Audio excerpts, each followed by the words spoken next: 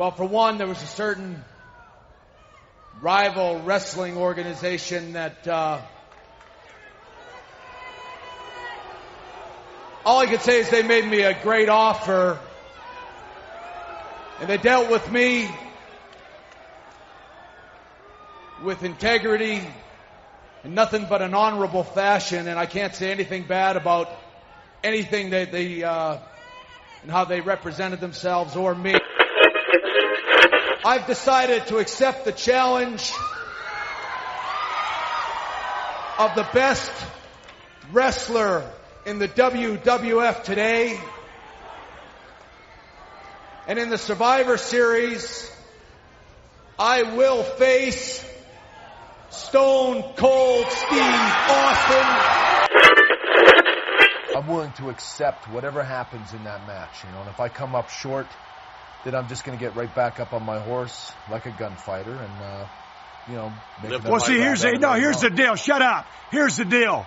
Win, lose, draw, Bret. It ain't over. It ain't over. You're never going to get through with Stone Cold Steve Austin. You're going to have to kill me first, son, and that's the bottom line, and it's the truth. Win, lose, or draw, right. I will always be on your ass. Well, that's why I'm the excellence of execution. Yeah, whatever. You wear a hood while you get assassinated. I'm the best there is, I'm the best there was, and I'm the best there ever will be, and you're going to find that out firsthand, son. Say something.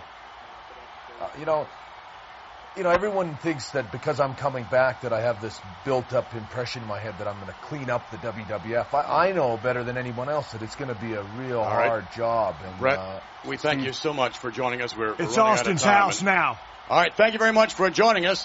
Bret the Hitman Hart. No. You can tell him to go kiss off, but I've been here all night, and I ain't leaving yet, and you can stop counting me down, because I done told you once, son. We got a damn problem. Hey, wait a minute. No more. That ain't gonna work. There's a production assistant. No, we ain't through that by a long shot.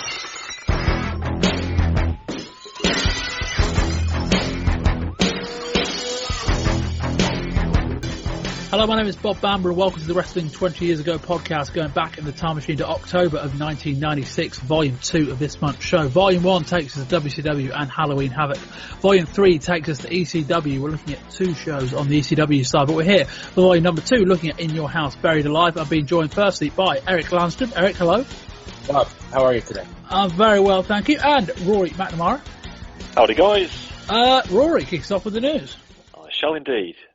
Bret Hart signed a 20-year contract with the WWF this month, bringing to an end speculation where his future may lie. He essentially did a shoot promo on Raw on October the 21st, saying that he had received a very tempting offer from a rival wrestling organisation. The offer was said to be so good, WCW were convinced Bret couldn't turn it down. It would have made him the second highest earner in the company, along with opening up a lot of acting options. Bret will be facing Steve Austin at Survivor Series next month, a feud that kicked into gear on Raw the following week. One provision that Bret allegedly signed into the deal was that he would get a pinfall over Hulk Hogan should he return, which now won't happen as Hogan has signed a 3-year deal with WCW. It's also said that Bret asked for a reasonable level of creative control, or at least the ability to veto things he didn't like. The numbers vary wildly, but it said WCW offered in the region of $3 to $4 million per year, with the WWF deal likely worth between $11 to $14 million over the lifetime of the contract, with him moving to a backstage role after he retires.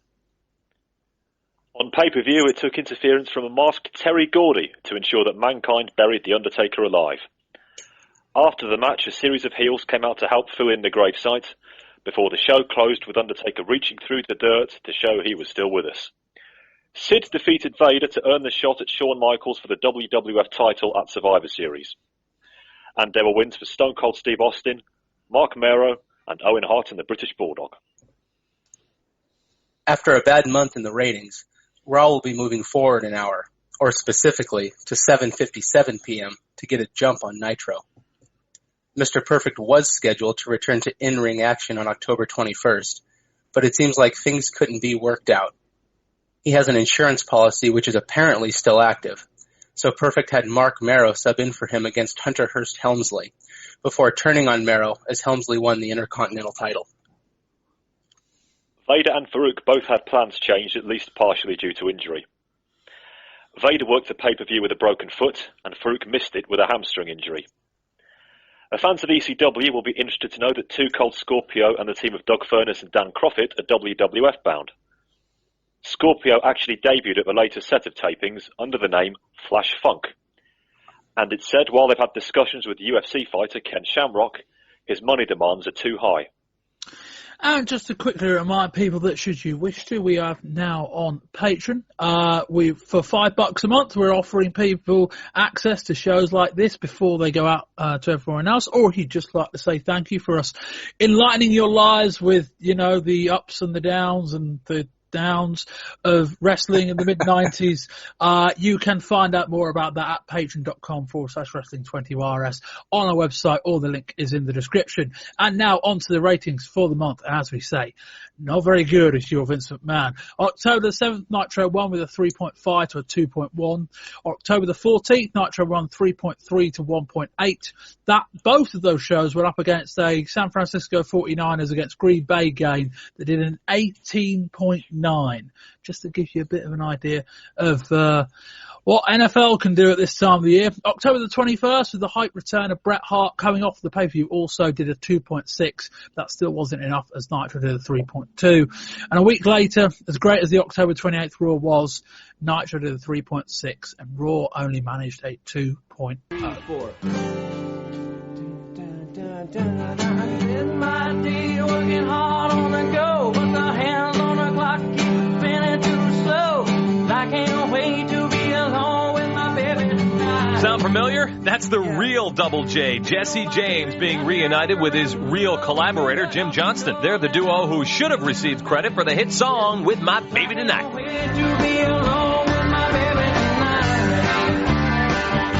By now, you've seen and heard the proof that Jeff Jarrett's claims to have sung With My Baby Tonight were a lie.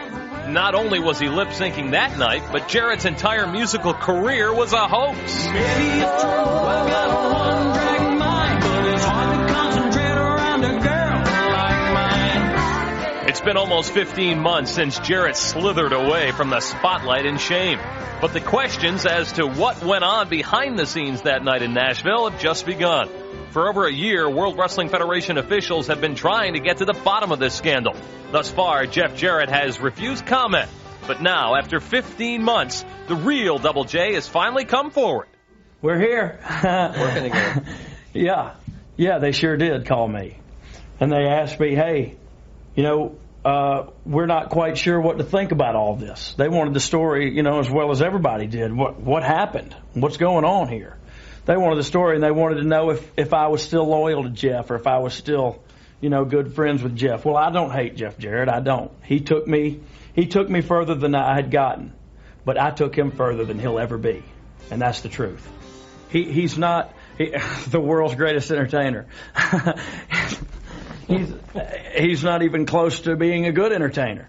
He can't dance. He can't sing. And like I said, that's not me being cocky. That's me being honest. He cannot do these things. And that's not saying that I can, but I think I can. God gives people talent. You don't just run out at the Blue Light Special and buy a voice and buy rhythm. You don't just do that. So how did Double J Jeff Jarrett feel after his so-called live performance that night? Oh, he felt great. He was on top of the world. We hadn't yet gotten into the ring against Shawn Michaels. This was the tip. This was the beginning of the end, actually, but it was the beginning of his perfect night.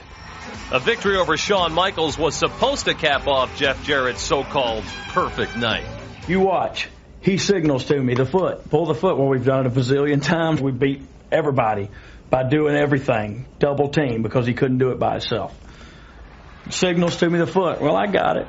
I'm cool with that. So here he comes to shoot Shawn in. Well, Shawn reverses it and shoots him in. I pull his foot. Well, okay, I'll take a little bit of the heat because I wasn't paying attention to the match. And so, boom, down goes Jeff Jarrett. He gets up. Shawn plays a little chin music. How apropos for Jeff playing a little Milli Vanilli music earlier. 1, 2, 3. Nobody gets up from the super kick. Next week, Jesse James will tell us exactly what went on behind the scenes when Jeff Jarrett ran from the impending scandal. But Jeff Jarrett, you want to come back? The real Double J's got a job for you. Sure. Together again. You want to drive my Lincoln Town car? You want to tote my bags through the airport? Come on, Jeff. Let's do it. Road dog. We start with Mark Merrow versus Diesel on the October the 7th Raw.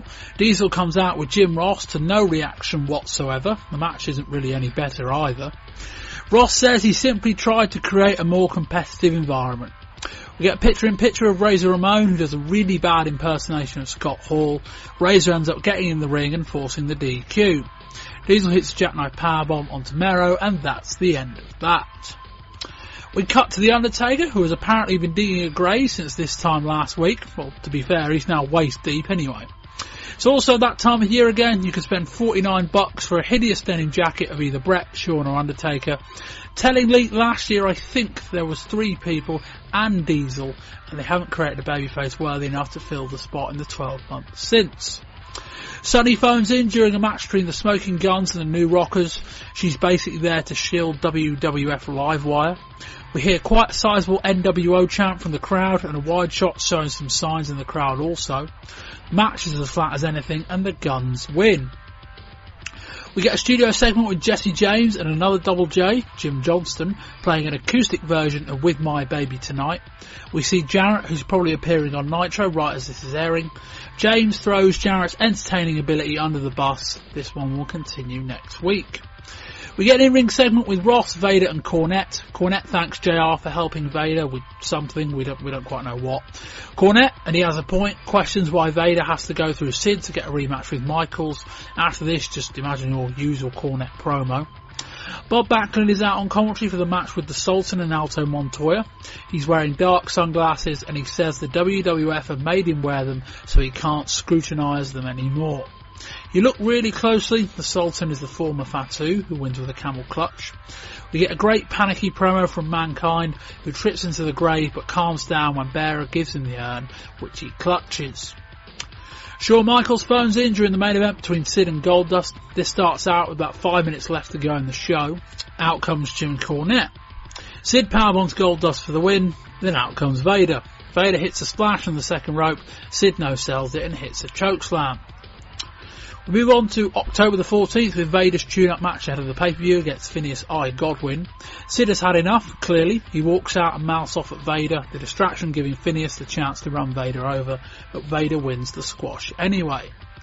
Mr. Perfect cuts an in-ring promo. He's going to be back in in-ring action next week.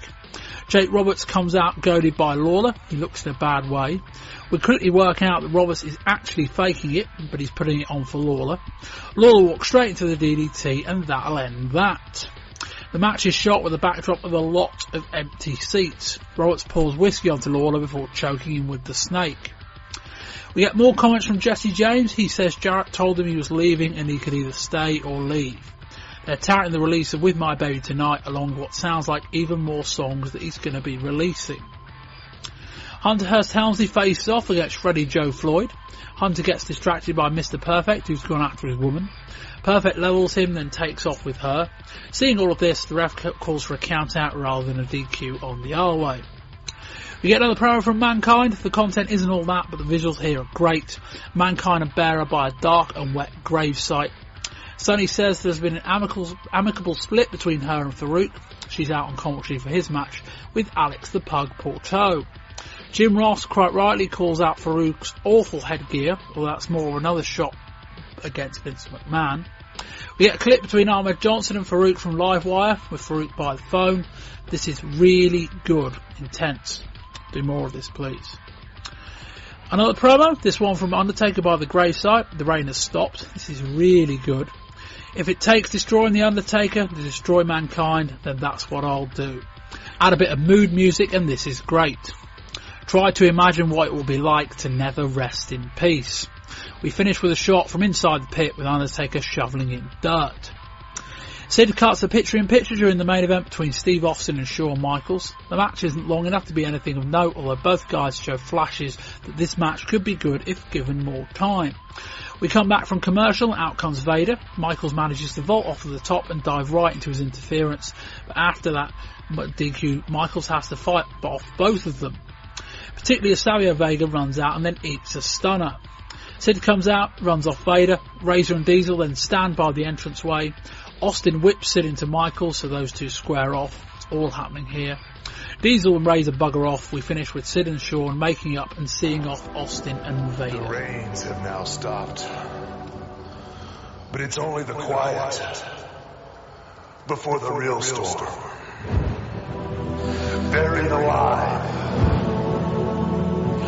Who could have thought that it would come to this? Each time you escape the clutches of these purple fists, you grew stronger, yet more evil. So you see, you've left me with no choice. I must now be your judge, your jury, and your executioner. If it takes destroying the Undertaker to destroy you, mankind, well then that's what I will do. You must be extinguished. Why don't you try and imagine what those last few breaths of air will taste like? Try and imagine what it would be like. Try to claw your way out of a bottomless pit. Try to imagine what it will be like to never rest in peace. This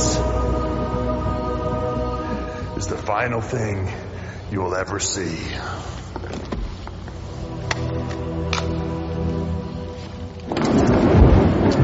And we come straight into the pay-per-view. Rory can kick us off with the results. Here they are. Stone Cold Steve Austin defeated Hunter Hurst Helmsley. Owen Heart and the British Bulldog defeated the Smoking Guns to retain the WWF Tag Team Championship. Merrow defeated Goldust to retain the Intercontinental Championship. Psycho Sid defeated Vader to become the #1 contender for the WWF Championship. And in our main event, The Undertaker defeated Mankind in a Buried Alive match. Eric, first show with us, what do you think? I was reviewing the Torch and the Observer from this month, and I'm not sure which one put it in there, but I thought it was a perfect summation of this show, which was that this was an excellent house show with an interesting gimmick match at the end. Nothing particularly wrong with the show, but boy, were there periods where it was just tough to pay attention. Rory? I went into this one with great trepidation because it was an in-your-house show. In fact, if you want to broaden it out, it was a WWF pay-per-view. And 1996, they haven't hit many home runs.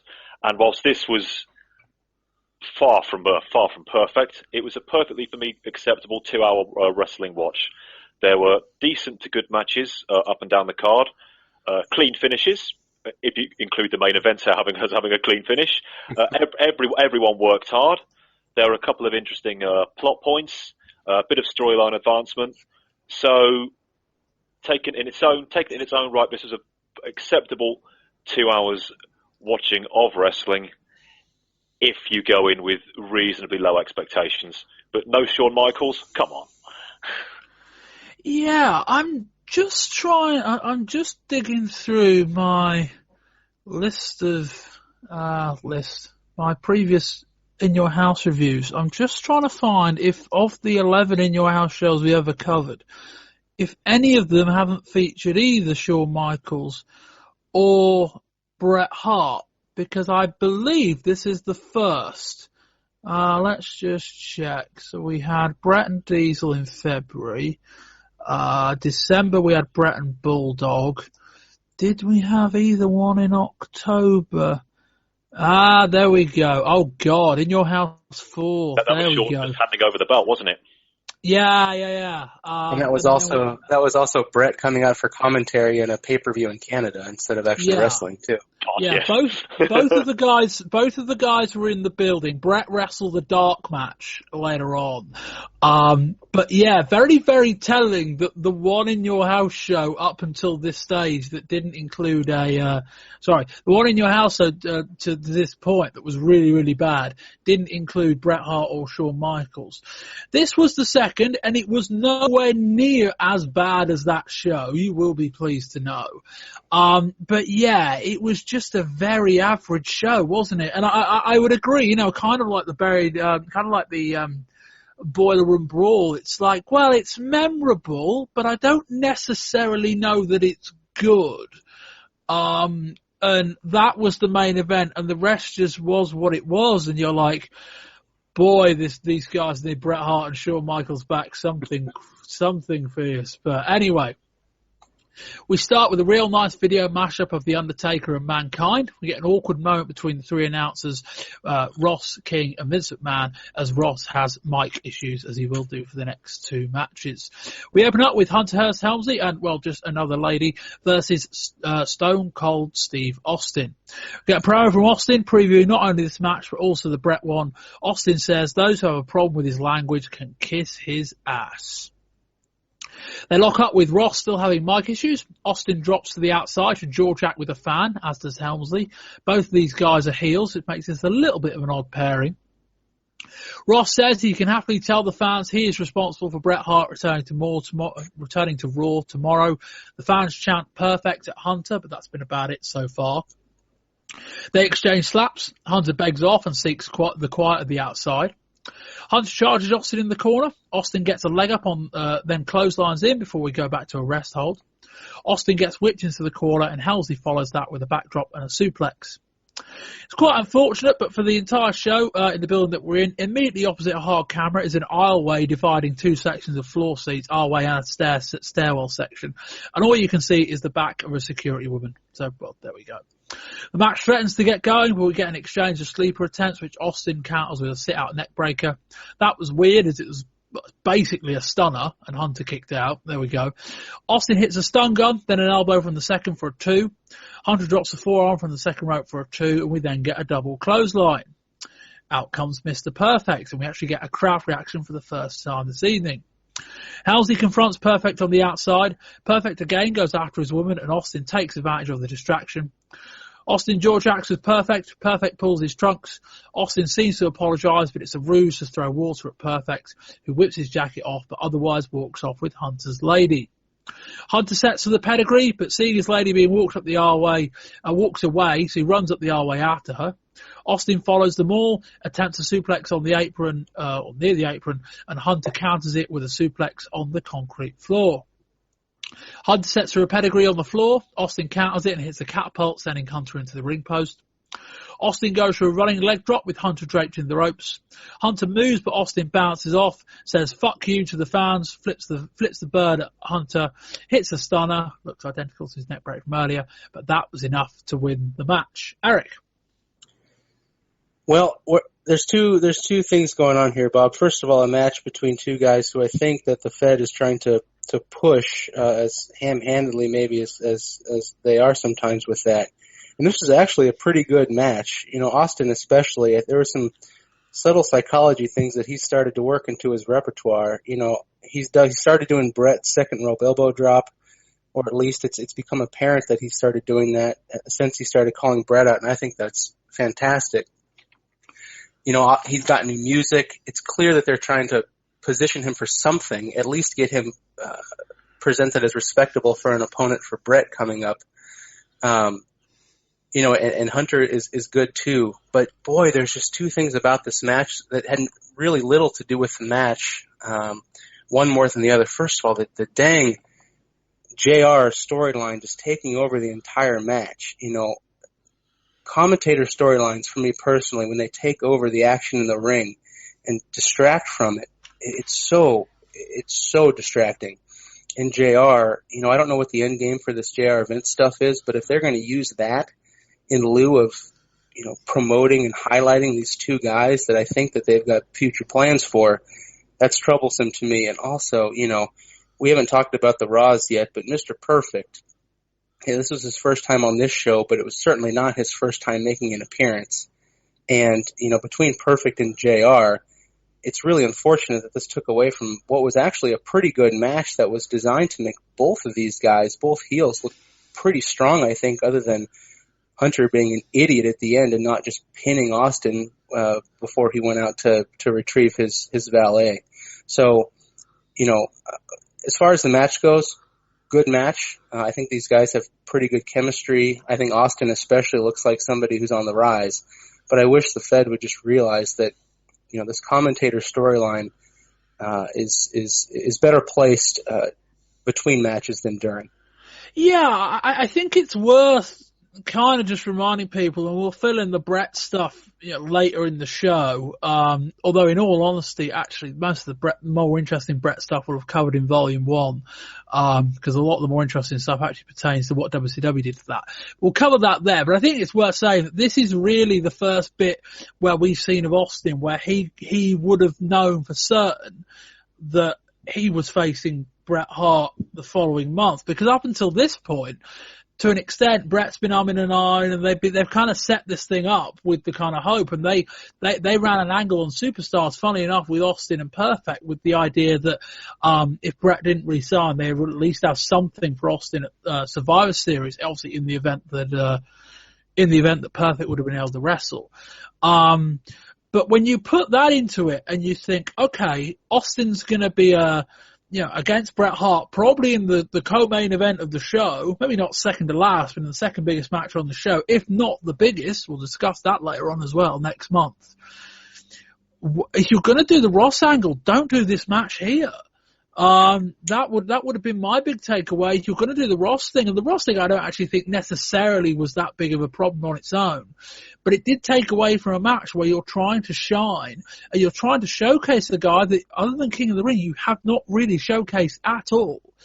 And the first half of the match was all about Jim Ross. And my other thought was, well, we say all that, we're talking about putting some shine on Austin, and he's up against the heel, which I also found a bit strange. Rory? Yeah, I was just thinking about this, actually. I'm pretty sure, off the top of my head, this is the first time a WWF, or perhaps any major organisation pay-per-view was kicked off with a heel v heel match. I was rifling back through the record books earlier. I certainly couldn't find any other occasion it actually happened. So that was very interesting. If you do think of one, let me know. But the match was it was basically supposed to be. I agree with you guys. I think it was probably intended to be a coming out party for Austin to some degree, because I think at this stage they were pretty certain that Bret was going to re-sign. It was obviously confirmed the day after. They say putting him in there with another heel. Okay, it's a ballsy decision, but I'm not sure it's one I would necessarily have made. I'd have put him in there with a lower mid-card face and had that match maybe in the middle of the card and had him win pretty decisively in about 5 or 6 minutes. Absolutely. As it was, this match was okay. I think it was a bit long for what Helmsley had to offer. I'm still not sold on him in the ring at all yet. He's, let's call him laborious to be charitable. I don't really trust him to hold a match together. I could see that Austin, during a lot of the in-ring segments when there was no distraction going on, he was trying to be the glue, and he just about managed it. But obviously high on Helmsley, but I still think he needs a lot of work. Austin going over cleanly was absolutely the right thing. Just one quick thing as well. The JR stuff, I don't mind them doing it, but they drew too much. It carried on throughout this match and into the next match as well. Say he's having microphone problems just for, say, I don't know, the first minute and a half of the match. So you're paying attention to that storyline, whatever that storyline is. You're giving a bit of a nod and a wink to the smart fans who know about JR's real-life backstage promotion, and leave it at that. It went too far. But in the end, a solid opener, which, although it took a while to get there, did what it meant to, and accomplished its goal just. Or start the show. I think didn't Hawk Bradshaw wrestle on the in a dark match beforehand or something like that? Start the show with somebody who maybe a match that isn't designed to get the crowd riled up necessarily, but could get this JR storyline going. Start it with a 4 or 5 minute match between two people who we don't necessarily, doesn't necessarily matter, and then have Austin and Helmsley second and get the JR stuff out of the way early. Just what you're saying, Rory.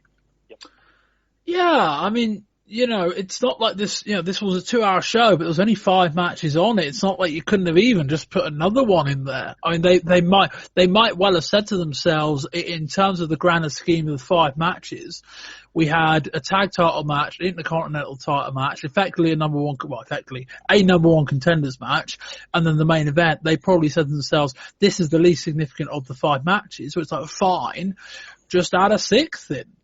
Just any Savio Vega match would have been perfect for this spot. and instead we just ended up with, it's like the guy you're trying to showcase in the ring with a guy who's not really a babyface, but it's not really a heel either. It's an interesting note that apparently Austin was working some babyface stuff, on a house show loop at some point this month, I think while he was filling in. That might be of note for what could come in the next couple of months. Or they may have just been experimenting because they were short on one side, and Austin's new persona, as much as it is going to get over as a heel, it's not that unfeasible to think you could tweak up things and make him this just kind of badass man of the people. But the match was fine. It did take a while to get going, but the final 3 or 4 minutes were pretty good. If I'm Steve Austin, don't do that neck breaker thing. Don't do anything that looks like your finisher. Find something else for that. That was a thing that came out. I agree about Helmsley though. He's not quite there yet. Apparently he's been having some real issues with his promos. That was interesting. I know we mentioned that last month. But just very, very basic problems with being able to deliver more than a few lines. You're going to have to need to work on that as well. But yeah, a fine match, but I would agree. If you're going to do the Ross thing, I don't, Rory, do commentator storylines ever really work? No, they don't. I don't think people tune in to watch wrestling for commentator storylines, do they? They care about the wrestlers in the in-ring action. The commentators are there to bring that over to us. We don't need commentator storylines. We really, really don't. No. Go on, Eric. Hey, Bob, can I get another quick word in on Austin? You were talking about him and not doing that neck breaker. The other thing that I noticed, and this is a very finite criticism of Austin because he's still clearly finding his character and his rhythm, but he's so quick in transition. He's so good at kind of that chain wrestling style, which served him very well when he was, in WCW and as the ringmaster. But, it's almost amazing that he's such a good wrestler that doesn't fit this new personality, this new style that he's cultivating. I don't want to see a guy who's supposed to be, we'll see on Raw down the road this month, a guy who's supposed to be this badass dude doing chain wrestling and doing these long, extended holds. I want to see him, trying to kick somebody's butt. And so I think that's something for him to tweak, down the road, get away from the chain wrestling perhaps and get more of an aggressive wrestling style. I think we'll come to that more when we discuss Austin later in the show. Anyway, we move on. Apparently the Smoking Guns are attempting to win the tag titles for the 4th time tonight. Heaven forbid. Billy Gunn seems more preoccupied with winning the title for himself so he can get Sonny back more than he does winning it with Bart. Again, not sure I can really blame him.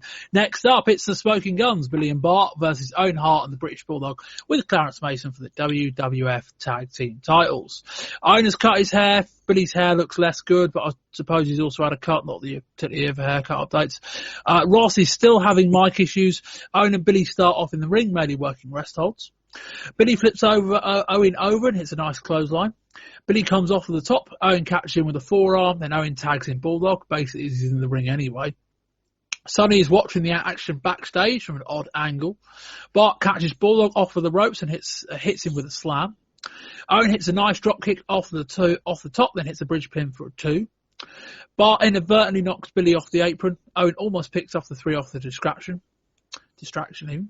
Billy hits a nice elbow drop. Owen is now the babyface in peril. I think another heel versus heel match this, I suppose. The Guns do the vaulting clothesline into the corner. Bart goes for a sidewalk slam, but holds Owen for a double team move. Billy sets to come off of the top, but Bulldog stands behind Bart, and after waiting for an absolute eternity and holding onto his jeans for pretty much the entire time, pulls Bart down right as Billy jumps off of the top. Owen hits a spin wheel kick on Billy. I'm very glad, Bob, that you do play-by-plays after each match.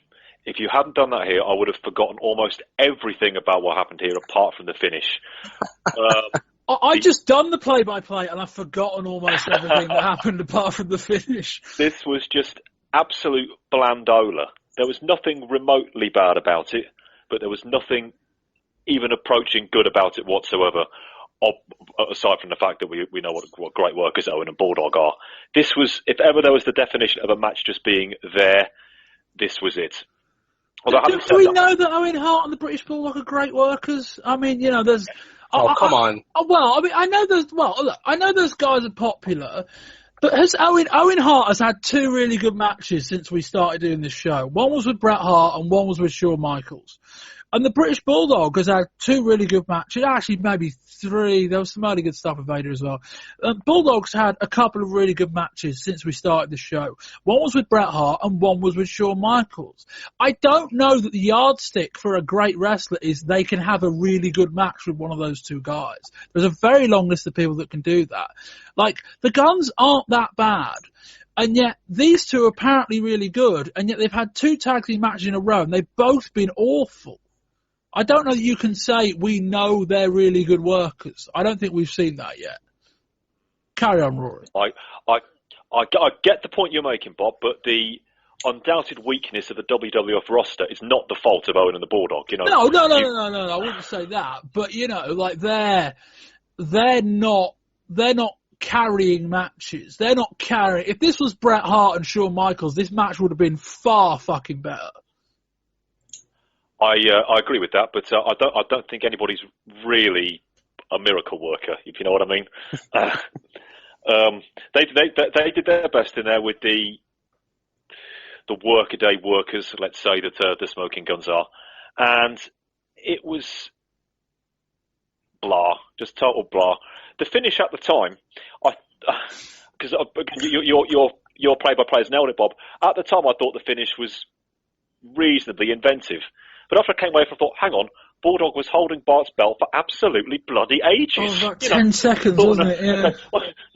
What is he actually planning on doing here? I was watching it second time around.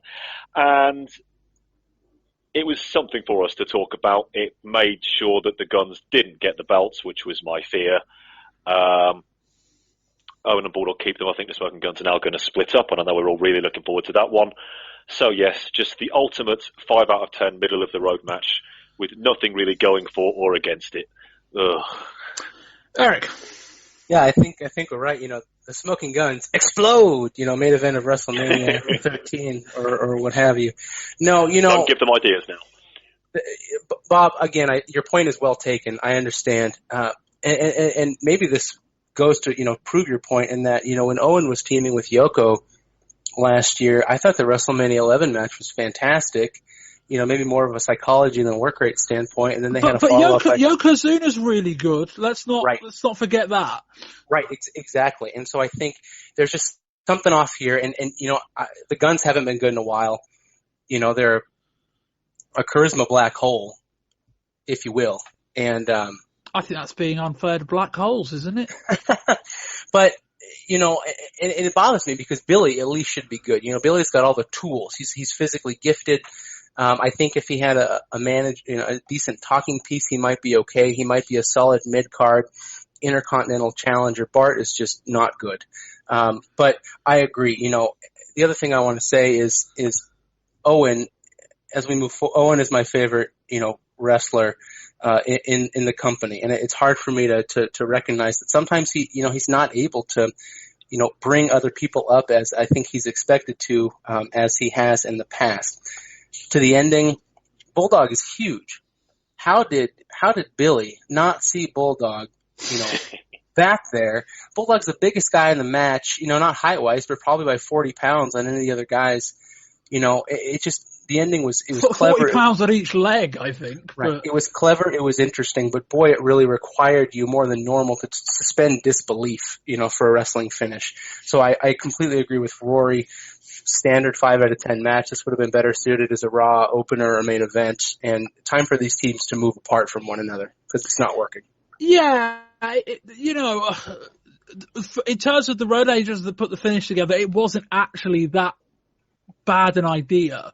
in that is the Guns move, and the idea of Bulldog, sneaking up behind Bart made sense.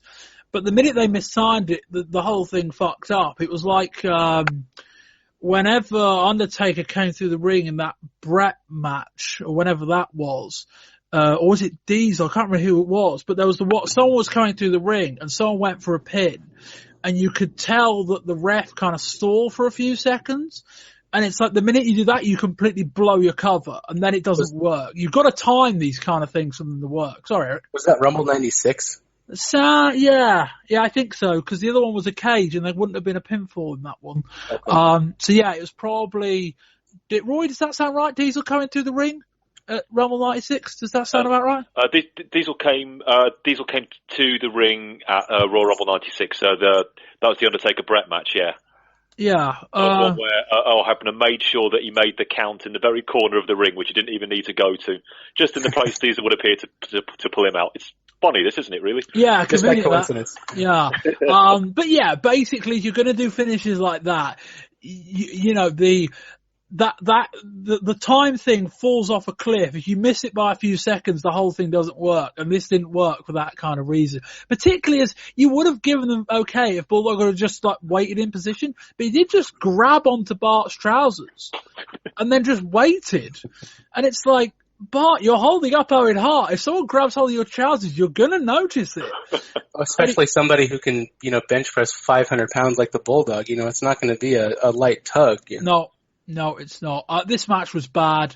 Another pair of heels, or a quartet of heels, if you want to call it like that. And yeah, there's a lot of people listening to this show that are fans of Owen Hart. There's a lot of people listening to the show that are fans of the British Bulldog as well. I just don't see it. Owen for me is good, but I wouldn't be putting Owen in main events unless he was in unless it was Shawn Michaels or Bret Hart. I've never seen Owen Hart carry a wrestling match before. You're saying you really wouldn't want to see a main event or even a semi-main of Owen Hart v Shawn Michaels at this pay-per-view?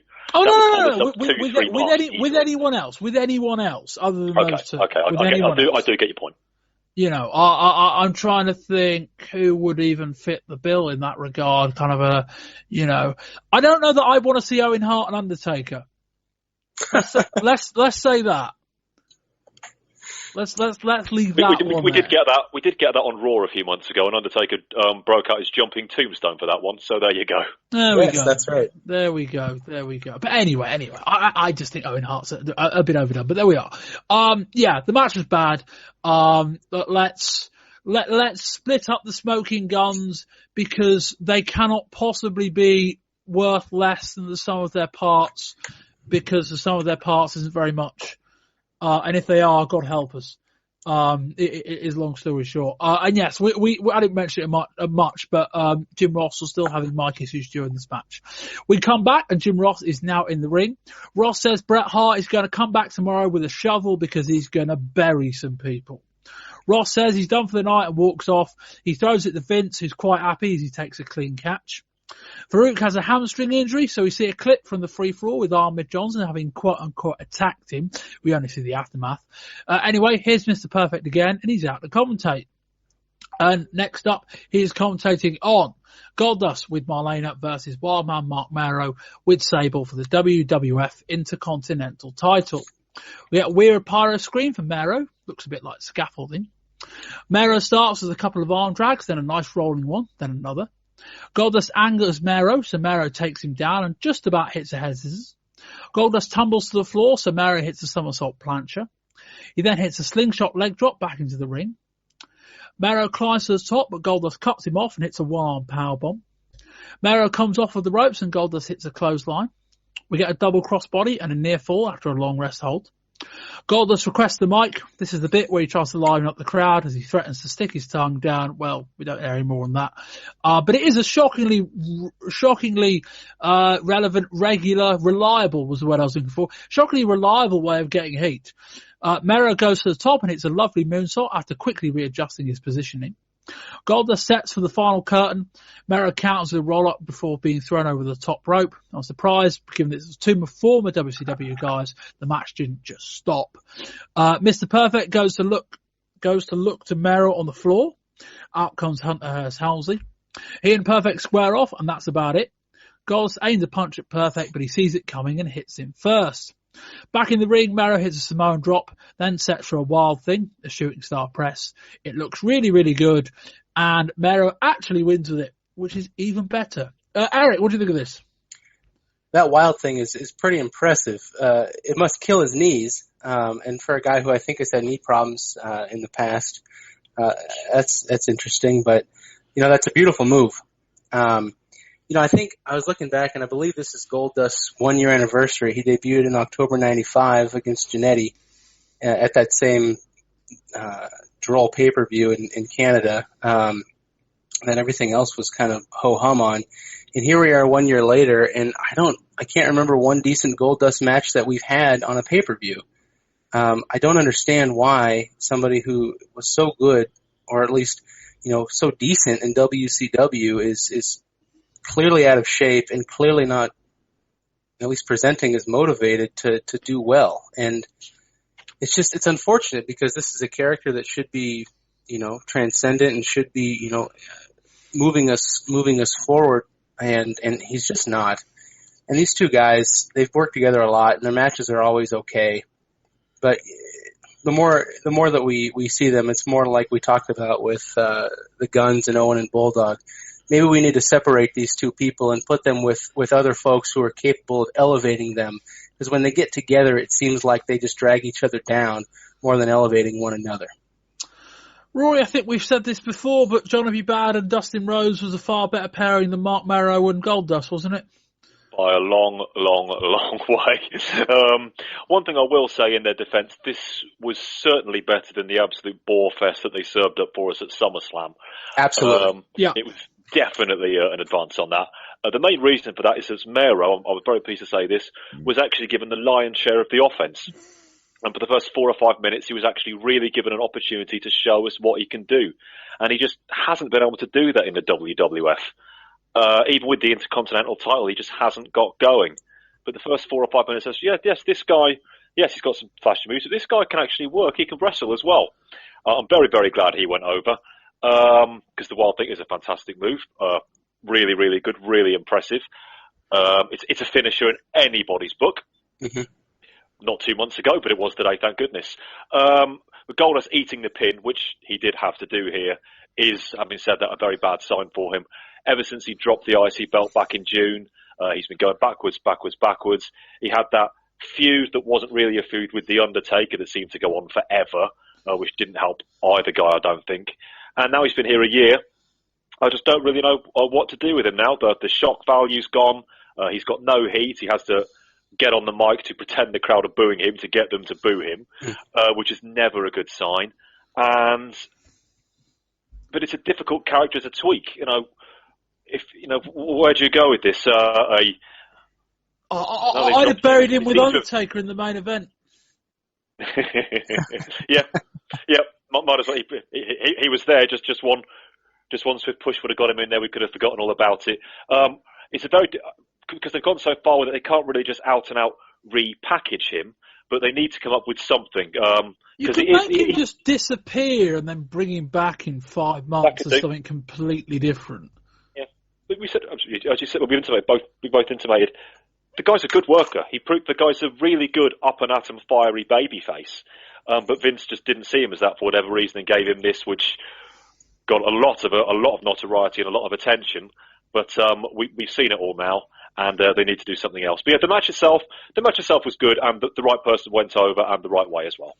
Yeah, Eric talked about with Austin about how the character evolves, the moveset's probably got evolved with it as well. I think with Goldust, when Goldust first started, and we've kind of spoken about Brian Pillman before as well, in that there was a trade-off between Goldust playing this character that was really out there, and that had all its positives, versus what it did to Dustin Rhodes' ability to wrestle a good wrestling match. And I kind of feel there was that period between maybe month 3 and month 6 where the character found its feet and he was able to get some stuff, maybe the early part of this year, and then they really, really pulled it back. And we're now at the stage whereas beforehand, the positives of the character outweighed the problems that he couldn't wrestle a very good match. Now, the positives of the character are far fewer than the negatives of the fact he can't wrestle as Dustin Rhodes. I think Eric makes a good point that he doesn't seem to be in great shape at the moment either. You put all those factors in together, and it is now just a negative in that he is just wrestling bad matches with no heat. And he doesn't do anyone any favours, including himself. As I say, I think the best thing to do would just be to write the character completely off, send him away for a few months, either come back with a new gimmick, or, heaven forbid, just push him as a Rhodes. As, maybe Vince McMahon would be reluctant to do that, given that, Dusty, his dad, is on, commentating on WCW television at the moment. But, he's in the system. You might as well use him. You might as well, use the Rhodes name. You might as well do that. If you can't come up with something similarly as, something good that doesn't use his name. But yeah, I don't think, if you're not willing to go anywhere with this Goldust character, it is just a lame duck. It is just sitting there. Thankfully, this match was quite good. And Rory, I think you're right. The reason it's quite good was that Merrow did most of the offensive work. And Mark Merrow, Johnny B. Bad, is a really good character. He's a really good wrestler. The character needs some work still. But I get the feeling that once this all came together, once the Bret thing came together and once the Mr. Perfect thing, didn't, I get the feeling this match may have been a little different were they not setting up what we were going to see the following night. So, as is often the case, when a booker's hand gets forced, often it's for better reasons. When they need to get someone over and they're like, right, we're setting up Merrow for this angle the following night, he needs to win cleanly, shock fucking horror, it's probably better than what they had planned beforehand, which would have been Merrow hitting the Wild Thing, there being some shenanigans involving Marlena, and Goldust winning by DQ. It's funny how these kind of things work. And I'm not saying that was definitely going to happen. I'm just saying I'm using my intuition here. I've seen this shit before. It worked because their hand was forced. And it's a shame we get like that. But anyway, we move on. It's next up, it's Sid versus Vader with Jim Cornette. And the winner will face Shawn Michaels at Survivor Series even for the WWF title. Out comes Shawn Michaels. The fans take a while to react. Presumably they think it shows Eleutherio. Shawn looks quite different in a suit jacket. Michaels blows his nose on Cornette's hanky before kicking him. Vader takes a shot, but Michaels ducks and Sid takes advantage to start the match. Vader quickly gets on top. Shawn joins Vince and King on commentary. Vader squashes Sid in the corner. Out on the outside, Vader distracts the ref, so Cornette hits Sid with his tennis racket. The pair exchange hard punches on the apron. Sid does a sunset flip, but Vader just sits on it. Sid comes off the top, but Vader catches him and slams him down. Vader hits a standard splash from the second rope, pins Sid, but then pulls up at 2.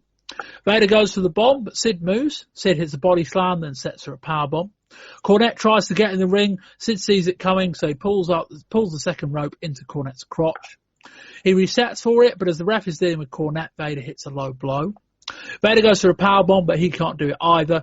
Sid hits a choke slam, just barely. Quick 3 count, and that's the end of that one. Out of the match, Shawn slowly gets in the ring and faces off with Sid. There's a friendly exchange between the two. Rory. If you have no intention of doing something in life, then you shouldn't draw attention to it. The build for this match, pretty much the entire build for this, it was going to be the number one contender for the match at Survivor Series. Okay. The second, and arguably in the short term, even more important, was who's got the best powerbomb out of these two guys.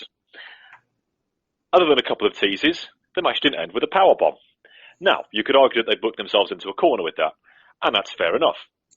Would Sid really be able to powerbomb Vader? A powerbomb worthy of the name? Okay, possibly not. But just don't mention it. Don't mention it. They had promos beforehand. The video package rabbited on about it. The commentators talked about it during the match.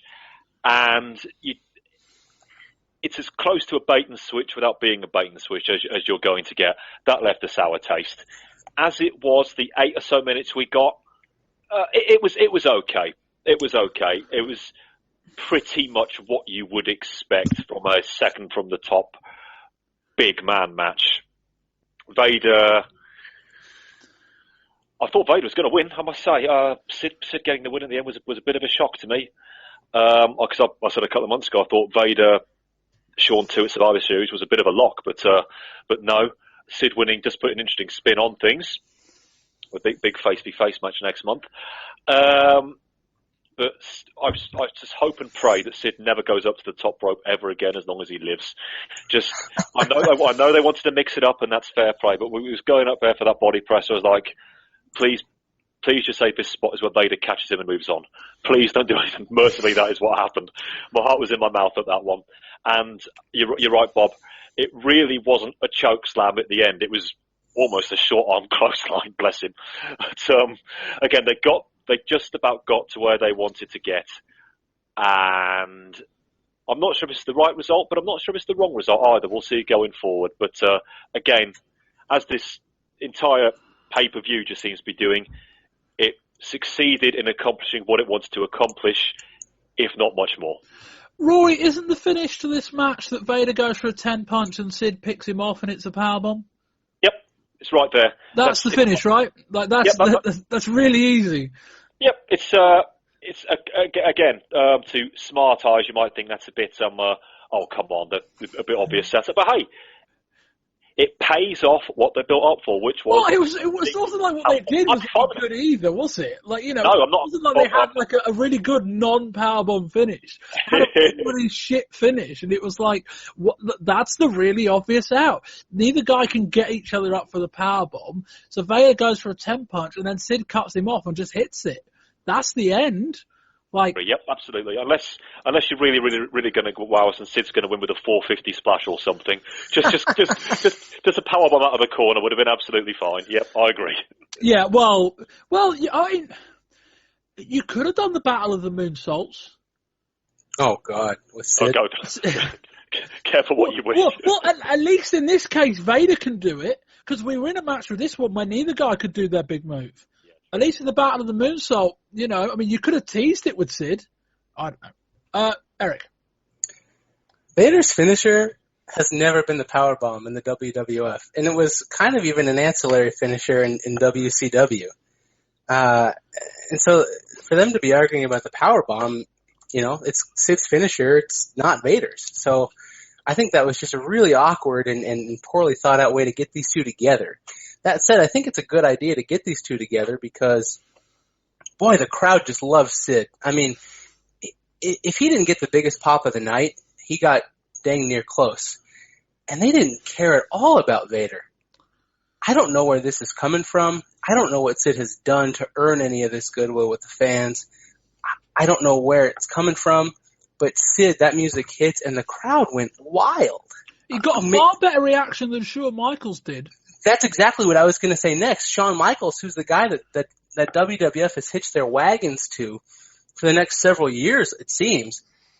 Shawn his pop was clearly secondary to Sid, so I don't know what this is, but boy, after hearing that, it was not surprising to me that Sid went over because the crowd was absolutely dead after Vader.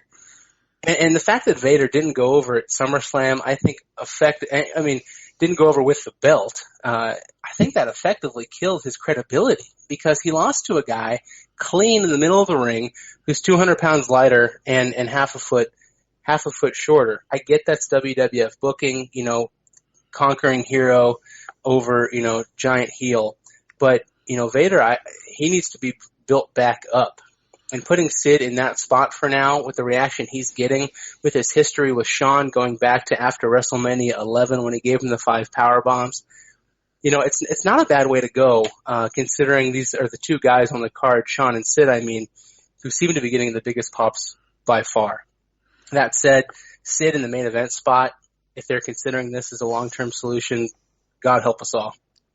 Eric, you said it's the WWF's method booking style of having the conquering hero over the giant. But isn't that story where the Giant has the title, probably wins it off the Conquering Hero, and then the Conquering Hero chases for a while, and then he beats the Giant, right? That's the story. Well, that's the NWA WCW story, but I mean, the problem is, Hogan kind of ruined that for everybody, whereas Hogan never chased. Hogan, for the largest time, always had the belt, but Hogan was never small either. Well, but he was small compared. He was presented to be small compared to, say, Earthquake, Andre, Typhoon, etc. And so I think, and I agree, it doesn't make logical sense because Hogan's probably 6'7", 305, even out of shape. But Shawn's not going to chase. We've seen him every time he's tried to drop a belt or be the underdog, and it just doesn't work. And here, I think it's time for somebody other than Vader to step into that spot because, it seems like for whatever reason, the Vader experiment hasn't worked, and he needs to be, like we talked about Goldust, but to a lesser extent, get him off for a little while, build him back up, and maybe he can be a top heel in early 97. But for now, considering the pop that Sid's getting, considering the match that he and Shawn should have had and never really did have after WrestleMania 11, this does at least make some logical sense. Rory, you mentioned who should have won this match. We couple an odd choice of main event with a poor run of TV ratings, with the odd mention, I think, in the Observer last month that there were discussions to take the belt off of Shawn Michaels sooner rather than later. We couple all that with the fact that Sid right now is probably the most popular guy in the company. Rory, all roads point to Sid winning next month, don't they? Because it's a really, really odd matchup, if not. Unless Vader's too injured to compete. But he wrestled here. Say what you will about Vince McMahon. He's always wanted to try to capitalise when he sees popularity coming around the corner. Yes. He did it when Hogan arrived in 1983, put the belt on him pretty much the next month, and the rest is history. Again, we talk about it every month, Sid's utterly inexplicable popularity, but the more we try and argue with it, the more the rest of the crowds just beat us back. Like, okay, you win, you love the guy, okay. And especially as I would imagine they're going to be going in face v face. I mean, they might. I think it'd be suicidal trying to turn Sid and Shawn ain't turning heel anytime soon. So it's going to be face v face. That's not. They built it as face versus face on the TVs. Yeah, they're not going to do that. Doing the old buddy fist bump thing and all that. They need to keep it that, in my opinion. I don't see how Shawn wins. I don't see how Shawn leaves with the belt in New York now. I think I'd say it's almost close nigh on certain that Sid is somehow going to come away with the title, even if, I don't know, he turns heel during the match or something. But I think they almost have to do that now, don't they? Because unless you turn Shawn. Yeah, that's not going to happen. Well, I mean. We talk about doing, because the thing is, if you're going to talk about Sid winning the title, what the fuck happens after that? I've no idea. That's what I was going to say. But if we've got Bret coming back and Bret goes over Austin, and then Shawn turns, and then, because here's the thing, right? We talk about Bret and Austin at WrestleMania next year. I don't think we want to do babyface versus babyface again. We all know how flat WrestleMania was going in when it was Bret and Shawn talking about conditioning and respect. Fuck that. Like, don't do that again. Like, if you're going to go down that road, maybe it just sets up like that. I don't know. Bob, you might be onto something here. Sorry to cut. I mean, you might be onto something here, because if Sid's getting these reactions in Indianapolis in the Midwest, which is supposed to be of the United States, which is supposed to be your kayfabe, harbor, you come here to cultivate kayfabe. They're going to New York City.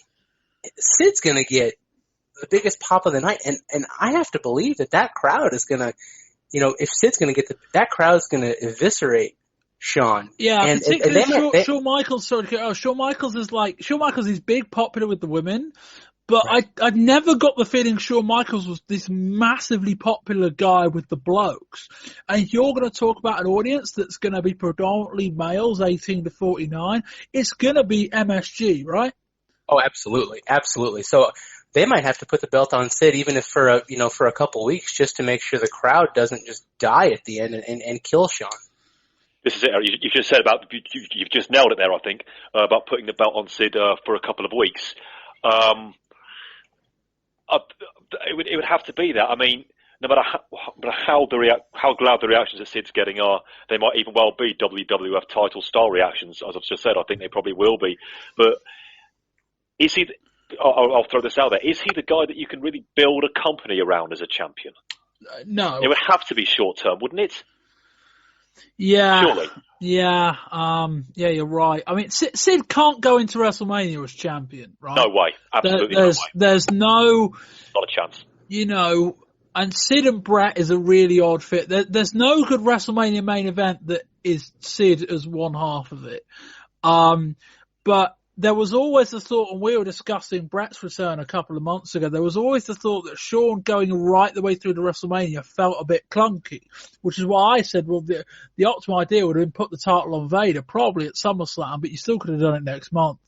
And then Vader could have bridged the gap for a few months. Then you could reassess the situation. Then you got the Royal Rumble. Then you can either have Bret take the title off of Vader and maybe have Shawn win the Royal Rumble again, or do something like that. But you're right. Sid wins the belt. Who does Sid drop it to, though? What, back to Shawn, Rory? Yeah, this is it. Again, because if that's the idea, what's the point? Yeah, exactly. Then it just feels like you're giving Sid the title almost as a sop. Always getting into big crowd reactions. Let's put the title on him. But we didn't really have any mega super plans for him, so we'll let Shawn take the belt again at the next pay-per-view, and we'll pretend nothing ever happened. That's the one issue I have with them putting the belt on Sid, even though at least in the very short term, all signs do almost point to it being the only real option. It's a really tricky one. I mean, I bet, as bizarre as it sounds, I kind of wish now that I reckon that Vince is wishing now that Sid didn't get the Heroes Welcome he got at the July pay-per-view. Or they would have made things a lot easier. Vader and run with it, you know. I think Vader's cooked. Yeah, that's the thing. I don't even know that Vader wins the title at Survivor Series. That's all that strong. Like Vader not beating Shawn Michaels at SummerSlam is kind of like the Lex Luger thing 3 years ago. Absolutely. And obviously completely different in that Vader's been, a world champion in WCW. Actually, Luger was as well, wasn't he? Was he? Was Luger world champion in WCW? He was, yeah. Over Wyndham when Flair left, yep. That's the one. But yeah, like that feels like that kind of missed opportunity because in the same way, Luger won that match by countout. Vader won the match against Shawn Michaels by every possible way other than winning it. In many ways, there's actually an interesting similarity between those two. But the Vader thing's always been up and down. Like, there's always been enough plausible deniability about Vader's booking, but it's not actually been any good. The more I think about it, I think the right guy won here. Like the more Vader and Shawn is a stronger concept, but Shawn has to win that match next month because I think if you were going to give Vader the title, the time to do it was 2 months ago. Shawn and Sid is a bit more awkward, but I've got the feeling that in New York, Shawn is just going to have to cope with being booed, which should be okay. And in many ways, that actually might be a slight improvement over Shawn against Vader with Shawn being booed. In many ways, if you just say, we think Shawn might get a mixed reaction, let's put him in the ring with Sid, that might actually work. We'll find out that next month. But yeah, I quite like Shawn turning heel in all that. We'll talk about the match in a minute. I quite like the idea of Shawn turning heel in that scenario because, as I say, Eric, you can't do Bret and Shawn as babyface again. No, and I think Bob, you've effectively sold me as Shawn as a heel. The more that I think about him coming out in MSG, if he were just to embrace the heel role, I think that would be a really compelling match because you're going to have not only you're going to have this size disparity and these guys, Shawn and Sid that have at least a couple years of history that they can capitalize on, but you're going to have a gender disparity too, where Shawn can play up the sexy boy role, almost as he did when he was a heel, and he'll still have the women cheering him, and Sid can come out as this macho, ass-kicking, conquering, I'm gonna do this for the men, I'm gonna show this pretty boy, what's what. I think that could be a really compelling match if Shawn were just to embrace it. Whether he will, I don't know. It's going to be so fucking disappointing next month when Shawn wins now, innit? Fuck. There we go. As often, fantasy's better than reality where a lot of this is concerned. Back to the match. Yeah. Not that good, but I ain't that surprised. Like this needed to be a stand-up brawl. Like that was, screw the powerbomb thing. Just, let Vader lay a load of punches in, let Sid do his kind of whirling dervish type punchy thing. And then, get Vader up for a 10 punch and then have Sid powerbomb him, and that's the end of that. The match wasn't very good. It wasn't long enough, thankfully, to be really all that bad. But the more I think about it, the right guy might have gone over. I just say we talk about it like, I think Rory, you said it, you kind of hit the nail on the head. It's like, who cares if this wasn't the plan? Like, there's something there with Sid at a time where you don't have very much. It's not like there's a load of other options right now. Maybe just go with it. And like we talk about what's the plan once Sid wins the title. Work it out when you get there. It's not like WrestleMania's around the corner. Sid could win the title in November and you've got the Royal Rumble. There's a load of different ways out if you decide, actually, this ain't working. Or, heaven forbid, Sid gets over as a mega popular babyface champion, and then you're like, oh shit, now we've got Sid in the main event of WrestleMania. But like, you only get to that point if Sid's really over. Right. That's not the worst set of circumstances to be in. I don't know what you do after that, but that's not the worst idea. Anyway. Can I just throw one more thing, just very, very briefly on this? Is Sid at the moment, and I know they're responding to his crowd reactions, is Sid fulfilling the role that the Ultimate Warrior was originally going to play? That's just come to me in the last 30 seconds. Well, I guess the bigger question is that what because yes, Sid filled in for the Ultimate Warrior, but what would Sid be doing right now if Ultimate Warrior hadn't have had those issues? Because it's not like it's not like Sid came back from an injury or something like that. He was just not working, and they picked up the phone and said, "We need you," and he went, "All right, I'll come in." Also, they tried Bret and a few other people as well. But yeah, you're right. Would Warrior be in the spot? He might have been. Yeah. I like Sid in this scenario more than I do Warrior. Me too. Let's move on with that. Doc Hendricks backstage asks Sid a question, but before he can finish, Jim Ross walks up. Sid then just blurts out, "What's your question, little man?"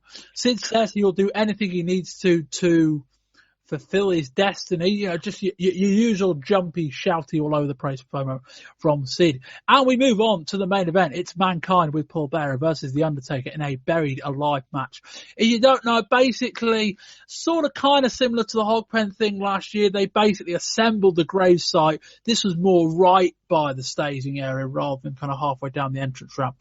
So they kind of had to stack up a mound of dirt, so also they had a deep enough pit for the gravesite itself, and then they just had a standard-ish gravesite plot that would have been about, I don't know, a metre deep, something like that, and a tombstone behind it, etc., etc. And the objective, of course, was to put your opponent in it, start burying him with dirt, and the referee would go, "That's enough." Well, that's basically what happened. Anyway, we start right from the go. The place is filled with smoke. Undertaker gets Mankind in the corner and pummels him. Mankind tries to pull him out of the ring. Undertaker kicks him away, and predictably, Mankind's head smashes off the guardrail. Undertaker goes to the top. Yes, this really happened, and he hits a flying clothesline to Mankind on the floor. Move quick to the gravesite. Mankind manages to stub him with the butt of the shovel. Mankind attempts a suplex. Undertaker hits an inside cradle, and the pair roll down the mound. Yeah, that was probably the most striking visual of them all. Was Undertaker having Mankind an inside cradle and then just rolling down a hill. That actually happened. Undertaker grabs an electrical cord and strangles Mankind with it. Things spill into the crowd, but we're nowhere near the gravesite. Taker throws Mankind back to ringside area and then hits a diving clothesline over the guardrail. That was really nice. Undertaker goes for a punch from the top rope, but as he's walking along it, Bearer gets on the apron and crotches him. Bearer gives Mankind something, looks like a form of prison shank, and Mankind digs it into Undertaker's head. Undertaker attacks Mankind a bit, then sets his sights on Bearer. Mankind grabs a chair and sets off in pursuit. Undertaker stops that attack, but Bearer distracts him with a shot of the urn, and Undertaker turns it into a hard chair shot to the head. Turns into a hard chair shot to the head. Mankind does his running knee into the ring steps. Looks like we're heading back towards the gravesite. Undertaker falls into the grave, but the rules say he must be buried in dirt. Mankind grabs a shovel, but Taker gets up and stops him. Mankind attempts a hip toss into the grave. Undertaker counters and throws him off the mound, and we head back towards the ring. I think that might have taken the air out of the crowd a bit. I think they wanted that to be the bit where stuff in the gravesite happened. Anyway, Mankind hits a pile driver, then goes for a pin. Yeah, I'll forgive him. I'll forgive them in this situation, in that this is the kind of match where you might just, because all the shit going on, you might just go for a pin. I thought storyline wise that just about made sense. Undertaker smashes Mankind over the back with a chair, then does a leg drop onto the chair, sitting on Mankind's face. Bearer looks somewhat pleased at that. Mankind exposed the concrete, but Taker reverses a pile driver attempt to a back body drop by falling backwards into the steps. In the ring, Mankind runs into a shot of the steel steps. Undertaker hits a tombstone pile driver, then points towards the gravesite, which gets a pop. Undertaker actually carries him up the aisleway. Mankind locks in the mandible claw on the mound. Paul Bearer throws Mankind the urn for the second big catch of the night. Well, I suppose we're near the World Series, so I guess that makes sense. Undertaker then does a quite impressive chokeslam into the grave. He then starts shoveling dirt, and Mankind gets covered a bit, and that ends that. The ref wants him to stop, but Taker keeps shoveling, so the Taker shoves the ref away, and then another one. After the match, out of nowhere, a masked assailant hits the Undertaker with a shovel. That was Terry Gordy. The masked man pulls Mankind out, puts the Undertaker in, and then he and Mankind start burying him. Undertaker slides out of a trap door at this point. We obviously don't see that bit, but there's clearly nobody in there because they're just shooting a lot of wide-angle shots. Out come Goldust, Bradshaw, and I think Hunter Hurst Helmsley to help fill the grave, although this is taking a while. I think that's partly why they sent some extra guys out there. Fans actually start lobbing rubbish into the hole. There's some good arms in Indianapolis. It takes a long time, but they just about fill it enough, and Mankind stands in the grave. A bolt of lightning strikes the gravesite. Undertaker's arm shoots out by the tombstone. He wiggles it around to show everyone he's still alive, and that's how we go off the air. Eric. Bob, the problems with this match are self-evident, so I'm going to focus on the positives, and there were a lot of them. I love watching Undertaker and Mankind beat the hell out of each other. I don't think that's gotten old yet, and I think these two have 2 or 3 more matches in them. They just seem to gel with one another, and it's fantastic. Taker had such a long string of terrible opponents. It's just a pleasure of watching him go against somebody who can take his offense, who can give offense. They just have wonderful chemistry. Is it not also that the characters mesh really well together? Oh, 100%. The Mankind character, I think, I'm not going to say it's the perfect foil because we don't know that for sure because we don't know what's coming down the road. But so far, this is the best character they've had to be the foil to the Undertaker, and these two just work so well together. I love the fact that it's clear that the Undertaker is opening up his offensive arsenal to beat Mankind because his standard moveset just cannot get it done. We've seen it King of the Ring and at SummerSlam. Granted, there's been some interference here and there, but I think the Undertaker, character-wise, is realizing that his standard punch, kick, flying clothesline, tombstone offense cannot beat this crazy monster Mankind. So he's got to fly through the air. He's got to put his body on the line. He's got to take risks that he hasn't done it before. It's been an excellent opportunity for the Undertaker's character to evolve and for him to introduce these moves into his arsenal that move him beyond this kind of, I don't want to say boring, but boring, slow plodding, methodical Undertaker. Add in Paul Bearer to this, and you just have three guys who know exactly where the story needs to go, exactly what they need to do within the matches to get it there. Aside from the end, aside from the Royal Rumble 94, bury, have all the heels come out and bury Undertaker, I think, aside from the stipulation itself, this was actually a pretty good match in a worthy main event. Rory. Couldn't agree more. This might even be Undertaker's greatest ever, at least certainly his greatest ever televised match in the WWF. I can't, especially when you consider the absolute scrubs he was in with for the last 2 years, at the very least. I think it probably is. I think you've nailed it. The Mankind character, in both kayfabe and non-kayfabe, both the kayfabe and non-kayfabe perspective, is a perfect counterpoint to the Undertaker. He has to try to hit him with everything, and it's making him. Mark Calloway himself is having to pull out the stops. He was a pretty damn good worker in his Mean Mark days back in WCW, but it does. Being Verticom was a great worker doesn't really fit his Undertaker character. I understand that, but we've seen him walking slowly around the ring, staring at people, rest in peace, tombstone, da-di-da-di-da. We've been seeing that for nearly 5.5 years until Mick Foley came along. It's completely moved the goalposts, and this was a fantastic brawl. This was everything that the first part of the Boiler Room brawl should have been. Not least because we could actually see what the hell was going on this time. So they looked at what worked with the Boiler Room brawl, i.e. the idea of them beating the hell out of each other. Saw what didn't work, the length, the fact it wasn't well lit. The fact it was in front of anyone. The fact that nobody could see what the hell was going on TV or in the arena if you paid money to be there, as I said at the time. And they eliminated that, and they just let them beat the merry hell out of each other. And they left it all out there. I mean, I can play back in my head now.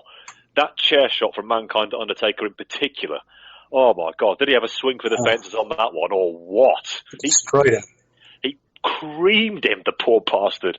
And it was such a compelling watch. Maybe just a fraction too long. I think you put it in your write-up there, Bob. There were probably a couple of moments where they could have chipped off. They might have gone home a little bit sooner. But they just shouldn't have vacated the gravesite for the second time. Once they went back, it should have stayed in there. You need to tweak some other stuff that you're doing, because I think the air went out of the crowd a bit when they all buggered off for the second time. Tease it once fairly early on, then get out of the way. Have your brawl, then take it home by the graveside. Or even have Foley and have Mankind and Bearer explore it before they get into the ring. Have them come out, go up there, and look around it, act terrified. That establishes it for the camera, establishes it for the crowd what they're up against, and then go to the ring. And then when you come back, it's already been established. Right idea. They sort of hinted at that in the video packages on the Raws before the match. You had Mankind saying, "I don't want to be buried alive." Paul Bearer saying, "You won't." That would have been taking that forward would have been a great opportunity for them to really sell the fear as they walked out. Where is Yokozuna when you need him? Nobody sells being buried alive better than Yokozuna does. So I'm with you on that one. But yeah, fantastic brawl. Again, which is pretty rare for the WWF, but over the last year or so, they've kind of hinted at this, maybe going this sort of style a bit more often. I think they have definitely had the right guys in the right situation to do it. And I was a bit about the buried alive stipulation first off, but it gives Undertaker a chance to get a victory. But as Erick says, and the ending as well gives a chance to keep the feud going, because there's some juice in this one yet, definitely. There's lots of ways they could explore. I still think there's a lot more with the Paul Bearer Mankind relationship that they could possibly go into. So even with all the hocus pocus stuff, which you've got to take that with the Undertaker, really. If you can accept the guy's dead, you can accept the lightning bolt strike in the grave. But I thought this was a really compelling brawl and a worthy main event. Bob, Paul Bearer is he's great, in this role that he's playing now. There's just so many subtle things he does throughout these matches between The Undertaker and Mankind. Not the interference at the end, not calling out all the heels, not bringing in the executioner, but just the subtle things. For example, Taker climbs up the rope to do that walking on the top rope clothesline, and Bear immediately recognizes it, taps the rope, and Taker falls off. It's just things like that make this a great feud, because you have somebody in Paul Bearer who's intrinsically aware of everything The Undertaker is thinking and doing, and he's using that knowledge to take The Undertaker apart piece by piece, and that is a detail of this feud that cannot be understated, in my opinion. No, yeah, I mean, but very good points from both of you. I haven't really got that much to add. I mean, I think the whole thing with The Undertaker, and you basically said it, but what's the point in having all these superpowers if you never need them? Like, it's not like, in many kind of ways, like, have the superpowers if you're not that good. But it's like, well, he is that good. Like, he wrestles these feuds with guys that aren't any good, and he just beats them. Like, but finally now he's found a foe that, as you say, he can't beat him using normal means. So having these superpowers actually makes sense. And that's the key point, is that if he's going to face Karma, he just beats Karma, right? That's it. He doesn't need any superpowers. It's the NWO thing. It's like, if they're winning a 3-on-8 battle, why do they need the Giant on their side as well? If Undertaker can just beat people ordinarily, why does he need all these extra powers? Finally, he's found a guy that he can go up against. And I think we kind of got to it, was that not only is, Mick Foley and Mark Calloway a really good pairing, but Mankind and The Undertaker is a really good pairing. And it helps that Mankind, Mick Foley, is willing just to, kill himself in the main event, and Undertaker's willing to wear a chair shot across the head, as painful as that looks. All of that. There were faults with this match, let's be clear. We were probably overly glowing of it, but more just the mechanics, or so more just what it all meant rather than the mechanics of the match. As I said, I thought it was a mistake to go away from the grey start a second time, and all of that. But we got back to the top. The finish was okay. As I said, it was a bit flat with the whole, Mankind goes in, Undertaker starts shoveling, gets like a layer of dirt on top of him, and the ref goes, yeah, that's enough. And it's like, yeah, but we've got like 3 tons of dirt over there, and he just, stuck a couple of shovelfuls on top, and that's it. I mean, I guess they kind of had to do that. The mechanics of how they were going to get to the finish, they got just about right. And it didn't look great that a load of, mid-card heels came out to help Mankind. It didn't really fit the severity of the situation. But as I say, they wanted to fill in the grey site to get the thing fully sorted. And that was going to take a lot of time. And it did anyway, in with about 6 people, because Bearer started helping as well. Mankind started shoveling with his hands. In with about 6 people doing it, it took a while. Rory, we've praised quite rightly not only the brawl section of the match and the interaction between these two, but thoughts on the kind of post-match angle, all the mechanics behind that? Yeah, so it kind of into what I was saying just now, but Undertaker needed to win a match in this feud, but you want to keep it cooking as well. But if you just left it to Mankind and poor old Terry Executioner Mask Gordy, they'd probably still be there now trying to fill in the graveside. And everybody there, I suppose it all fit their character alignment. I don't know what the hell Justin Hawk Bradshaw was doing there. God only knows. It was we need a third mid card heel to stick some soil on the Undertaker. Justin, get out there, Yeah, Bam Bam Bigelow and IRS weren't available. And has anyone got the Great Kabuki's number? And Bundy. And yes, that bit went on for an awful long time, but it had to go on for an awful long time, because you're not going to get that ending shot without the Undertaker being completely buried. And come to think of it, it would be really good if it was just a load of people that Undertaker have beaten down the years, like Giant Gonzalez and Bundy and like all these jobs like Karma. Yoko's still under contract. Yeah, could have done that as well. All these, like, forget bringing out your own undercard. Bringing out, like, that would have been far stronger. Now, admittedly, you might have to fly, Giant Gonzalez into Indianapolis, and Yokozuna, I don't think it was in the building either. But that would have made a little bit more sense, even for a one-night thing. But yeah, it was a bit clunky. Eric, same question? I was watching this and I was thinking, nobody really stood up in the grave. They didn't really use the grave very much itself until, a couple teaser spots and then at the very end. Did the grave need to be as deep as it was even? I know we're talking about practical things here, but if that grave had been even a foot or two more shallow, that ending would have been a lot more, would have been a lot smoother. And I think there would have been less time wasted on having all these mid-card heels come out and try to bury the Undertaker. The other thing is, we're not going to get Terry Gordy. Why do we need him in this feud? Why Mankind has two, as far as heels in WWF go, has two relatively clean wins over the Undertaker, and here he may have lost, but he clearly, came out on the better end of it than the Undertaker. Does he need somebody to come in and help him with the Undertaker, especially somebody like Terry Gordy? I mean, come on now. Yeah. Unless they're going to reform the Miracle Violence connection too, it's really not going to work. Yeah, the Gordy thing is a bit strange. I'm guessing they just think we need someone for Undertaker to beat in the meantime. But I mean, anyone could do that. That's not going to be the Survivor Series match, though, is it? God help us. Owen Heart could do that. We talk about that. Anyway. Rory, overall thoughts on this show and a score rating out of 10. As is so often the case, listening to us talk through the show match by match, I've actually gone off it slightly from my original viewpoint, but it still broadly stands that this was a very quick, it flew by 2 hours watching of B-level WWF professional wrestling. Nothing on here is going to change the world. There'll be nothing really on here we'll be talking about even a few months' time, let alone a few years' time.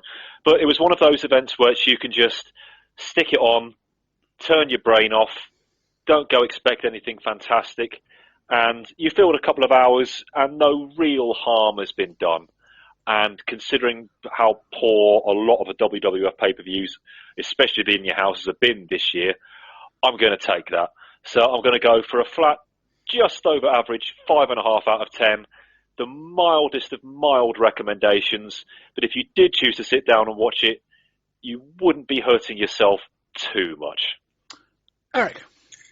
I was more critical about this show when we were giving our initial thoughts than I was after we reviewed it. So I'm gonna do what less often happens here and actually give a higher rating than I had initially intended, only because the main event was pretty good, and these Undertaker and Mankind, they put on a good show. I don't care what the gimmick is. I don't care how preposterous it might be. It was a great half an hour, 25-minute segment. Austin Helmsley was a good match. If you turn the sound down or turn it off to get away from the JR stuff, I think that improves. Owen Bulldog Guns, we talked about it. I'm going to go 5 out of 10. I think this was a standard average show. Definitely brought up by the main event. Without that, it would have been 2 out of 10. But I think Foley and Foley and Undertaker do so well together that they can bring up any show, and they did that here. Yeah, I'm with you both. I've got 5.5 as well. Just right in the middle, really. The main event, we should be clear. I don't think the main event was actually as good as we perhaps made out. I think we were more kind of praising what kind of became of the main event in terms of it and how well the characters mesh. For a while, it was a very good brawl, but it was never a very good brawl for any consistent length of time. Everything else on this show is pretty, is up and down. The opener's okay. Once we get beyond the Jim Ross stuff and we start having a match between Steve Austin and Hunter Hurst Helmsley, it does just about work. That I could take or leave the rest. 5.5 out of 10 from me. We're all wondering if Bret Hart's going to retire. Bret Hart going to come back and answer the challenge of Stone Cold Steve Austin? Are you going to take a front office position? Are you going to make movies? Please tell us, what's in the future for Bret the Hitman Hart. And by the way, welcome back. Well, I missed everybody.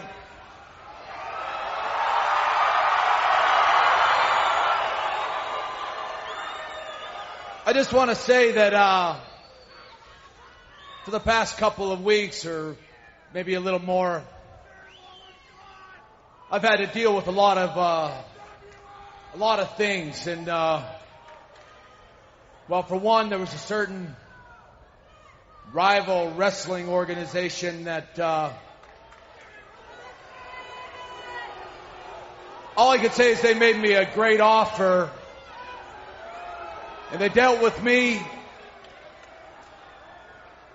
with integrity and nothing but an honorable fashion, and I can't say anything bad about anything that they and how they represented themselves or me. And I was faced with this incredibly tough dilemma that if I decide to go back to wrestling, whether I should in fact come back to the WWF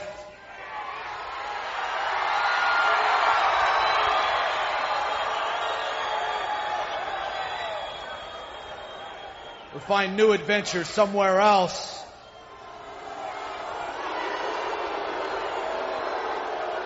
Can't believe this is happening. It was about that long ago that I said,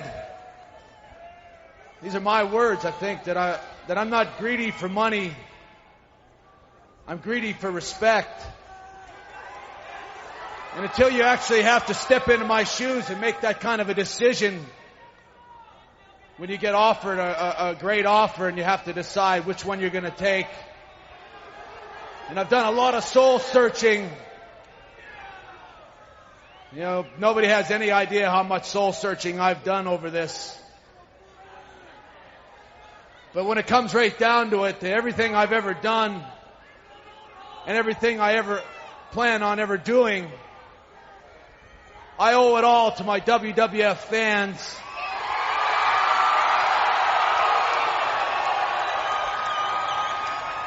And I won't be going anywhere. The WWF, well, I'll be with the WWF forever. Whoa. All right. All right.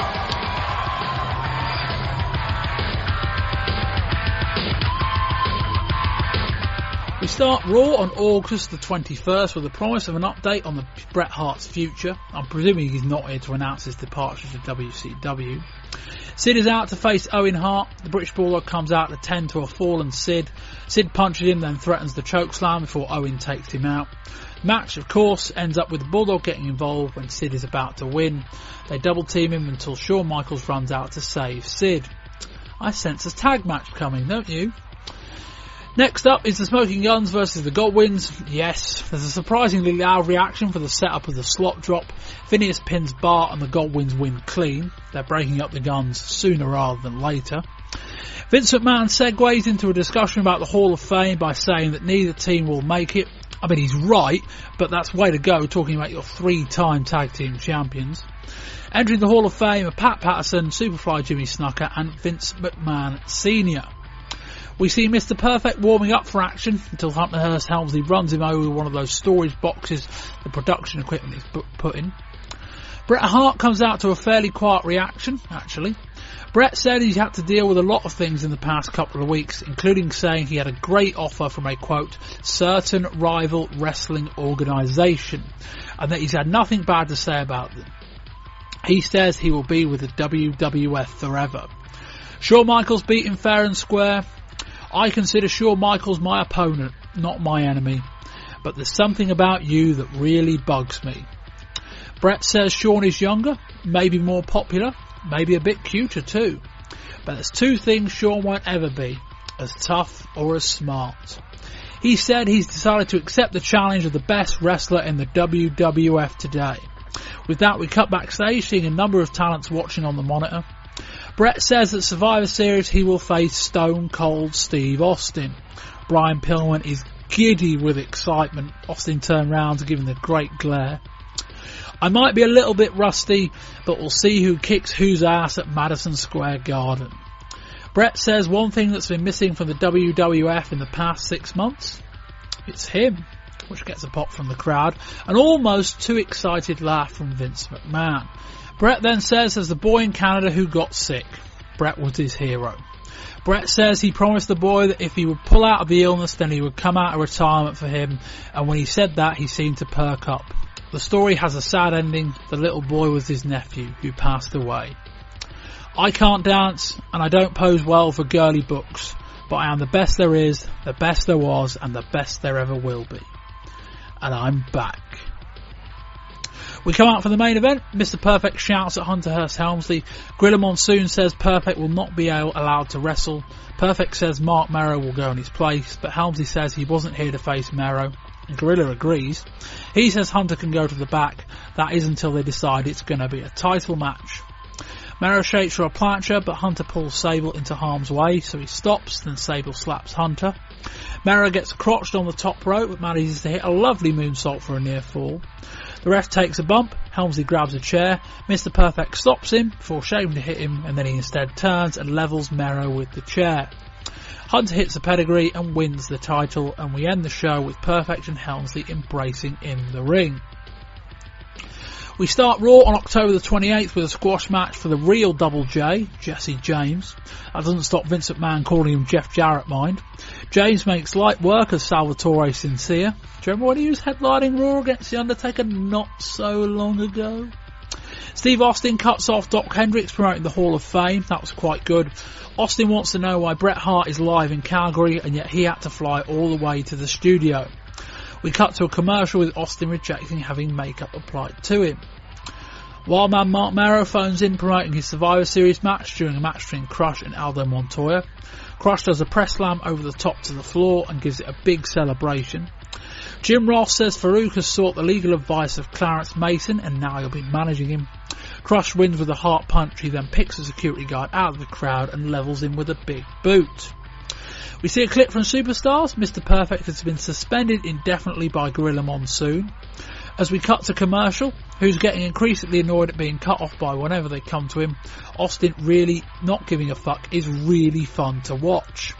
Come back from commercial and it seems like Austin has a direct line into the feed as he cuts off Vince McMahon announcing next week they'll be at the home of Brian Pillman.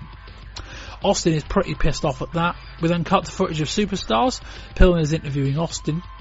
Pillman ends it by saying Austin against the best there was, the best there is, and with that Austin attacked Pillman and ended up hitting him with a chair. We then see Austin cutting off the ambulance before apparently managing to throw the keys away. Austin was great in this interview exchange with Vince. He says he's going to make a lot of money from his match with Bret Hart, but he'd just as soon do it for free. Bart Gunn comes out to Georgiak with Billy Gunn during Billy's victory over Billy Joe Floyd. Sonny is on commentary, so it looks like the whole thing isn't over yet.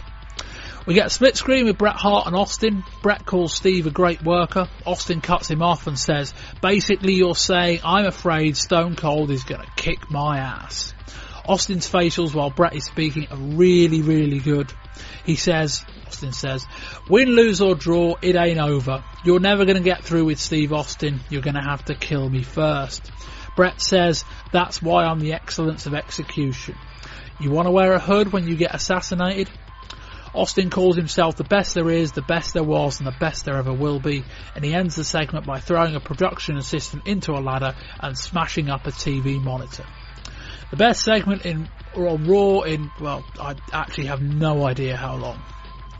The main event is Shawn Michaels versus the British Brawler with Owen Heart on commentary. Next week they're moving Raw to a 7:57 start time, both an hour earlier and, critically, 3 minutes earlier than Nitro starts. Pack a lot more story in. Bulldog threatens to walk out in the midst of a sea of HBK chants. They say the police have been called on Austin.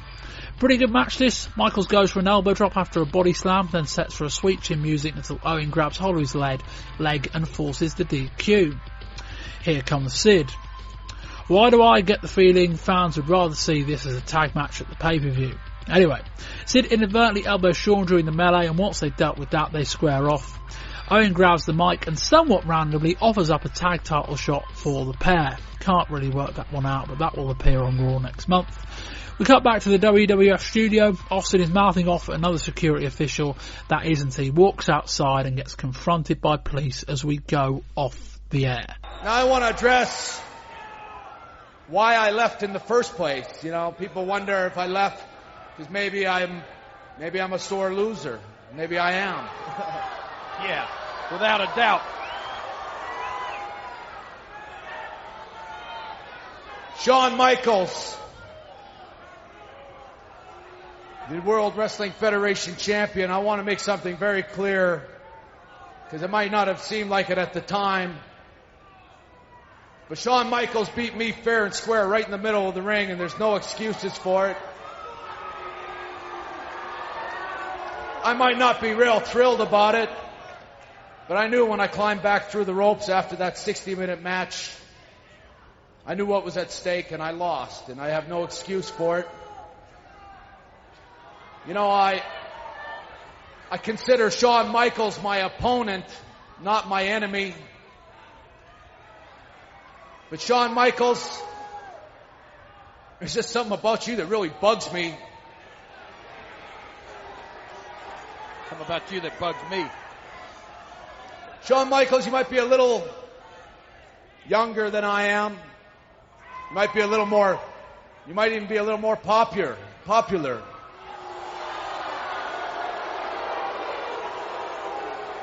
Well, there's people out there that might think that Shawn Michaels is even a little bit cuter than I am.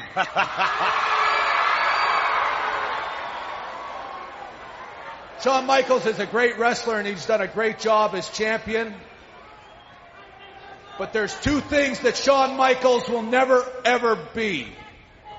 He will never ever be as tough as me. With all due respect. And he will never ever be as smart as me. Not so certain I would concur with. I think Richard Nixon said it best. And again, it may be true. You learn from defeat, and you come back and you beat him the next time. Which is why I've decided to accept the challenge of the best wrestler in the WWF today. And in the Survivor Series, I will face Stone Cold Steve Austin.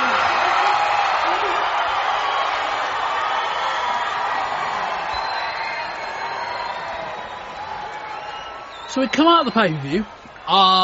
There's actually a couple of places we could start, but we'll start on the night after. The night where Bret Hart came out, and the promo you would have heard probably part of it. I don't think I would have played all of it. But part of the promo you would have just heard was Bret Hart announcing that he'd re-signed with the WWF. Announced, as I say, I kind of think it's kind of like a shoot promo. And he came out, it said, he didn't mention WCW by name, but I imagine that 99% of the people watching got what he was on about. But he came out and said, I received a great offer from a rival wrestling organization.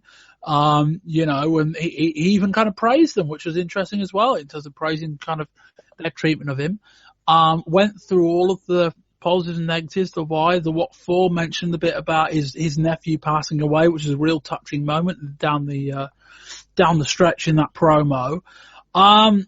Rory, we'll start with what aired on television before we talk about the mechanics and the logistics of what's happened and what's been signed. But a pretty good promo, I thought. In terms of significant stuff on Raw, we don't get a lot like this. And because, oftentimes if you're going to try and do something like this, the best way about it is just to be honest. Bret Hart being honest about exactly what the situation was quite compelling television. It was, and I think they had to do that. I mean, we said in the news that it was a virtual shoot, and certainly for the first 3 or 4 minutes when he was talking about his contract offers, that's what it was. He said that WCW made him a great offer, which they certainly did. And he also said, this is the first time this has ever happened, he, without mentioning them by name, actually praised WCW or WWF television, saying that they handled him with respect, etc., etc. I thought that was nice. But they had to do that. I mean, in the brief inset pieces we've had with Bret throughout the year, the tours of Germany and the Wrestle and all the rest of it.